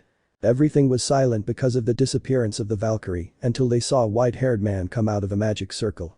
He had a bored look, seeing everyone as if they were garbage, and he was also wearing extra clothes. That person was Shalba Beelzebub, the true pure-blood descendant of the now-deceased Beelzebub. Shalba MHP, I see you failed, Diodora, he said, looking at the pure-blooded demon who was lying on the ground. Diodora. Shalba. Help me. Together we will kill the cursed Sekiryu. Unfortunately he couldn't finish since Shalba with his extended palm appeared a magic circle with the infinity symbol, launching a great ray of magic disintegrating it. Shalba. You are no longer of any use to me, you were always useless, he said, seeing where Diodora was. Everyone looked at Shabel with hatred for having killed the Valkyrie, but Issei only had a lost look in his brown eyes as Asia Shalaba walked. Issei, Rossweisse, come on, tomorrow we have academy, you as a teacher have to set an example for us, he whispered with a broken voice. Gabriel. Issei, he immediately hugged the brown-haired boy while some tears escaped from his eyes. Shalba, hahaha, what's going on, Sekiryu? Would you like to see your partner die in the dimensional rift? Would you like to see how she lacks oxygen? He shouted with a ruthless smile while creating a hologram. In it, the young Valkyrie was seen being dragged through the dimensional gap, but you can see how she tried to breathe until at one point she stopped moving. Everyone in the room was watching the scene in horror, seeing the death of the young Valkyrie before their eyes. Gabriel. You are a wretch. He said, creating multiple golden spears of light, rain of golden spears. Shalba quickly creates a shield with the infinity symbol that Gabriel recognized as the symbol of the infinity dragon Ouroboros office, so it only meant one thing, and that is that the infinity dragon is giving her strength to her minions. Shalba. Wow, the Seraph Gabriel, without a doubt your beauty goes beyond everything they say, haha, I can't let a body like that go to waste, she said, looking with lust at Gabriel, who was looted. I will be my Hexwill slave for all eternity. Rias. Don't forget about us. Said the Redeed, launching a ray of destruction along with a holy ray from her queen. Shalba. They are in the way, he said, launching a beam of energy that disintegrated both of their attacks and hit them fully, leaving them injured. Boost. Braig's voice was heard throughout the room from the boost gear. Everyone saw the brown-haired man slowly approaching Shalaba, who looked seriously at the brown-haired man since his aura was growing rapidly. Braig. Gabriel. I named the blonde, who quickly looked at the red gauntlet. You better get everyone out of here because they could die. Gabriel. What do you mean, Drag? I asked the dragon, but suddenly some voices gave everyone goosebumps. Is it finally going to start? If it's already starting. Rias. What are those voices? She said, scared. Kaneko. They come from those spheres that came out of Issei senpai. Kiba. What is this feeling? He asked himself, looking at his hand that was shaking. Gabriel, this is no Issei. I screamed, running to the brown-haired man, but some debris prevented me from reaching the brown-haired man. The one who will wake up. It had to end like this. It's obvious we all end up like this. I am the heavenly dragon who stole the principles of God's domination. I laughed at the infinity and despised the dream. It's always been like this. That's how it is. I will become the red dragon of domination. Crush your enemies. Kill them all. I will sink you into the depths of crimson purgatory. Juggernaut drive. Everywhere.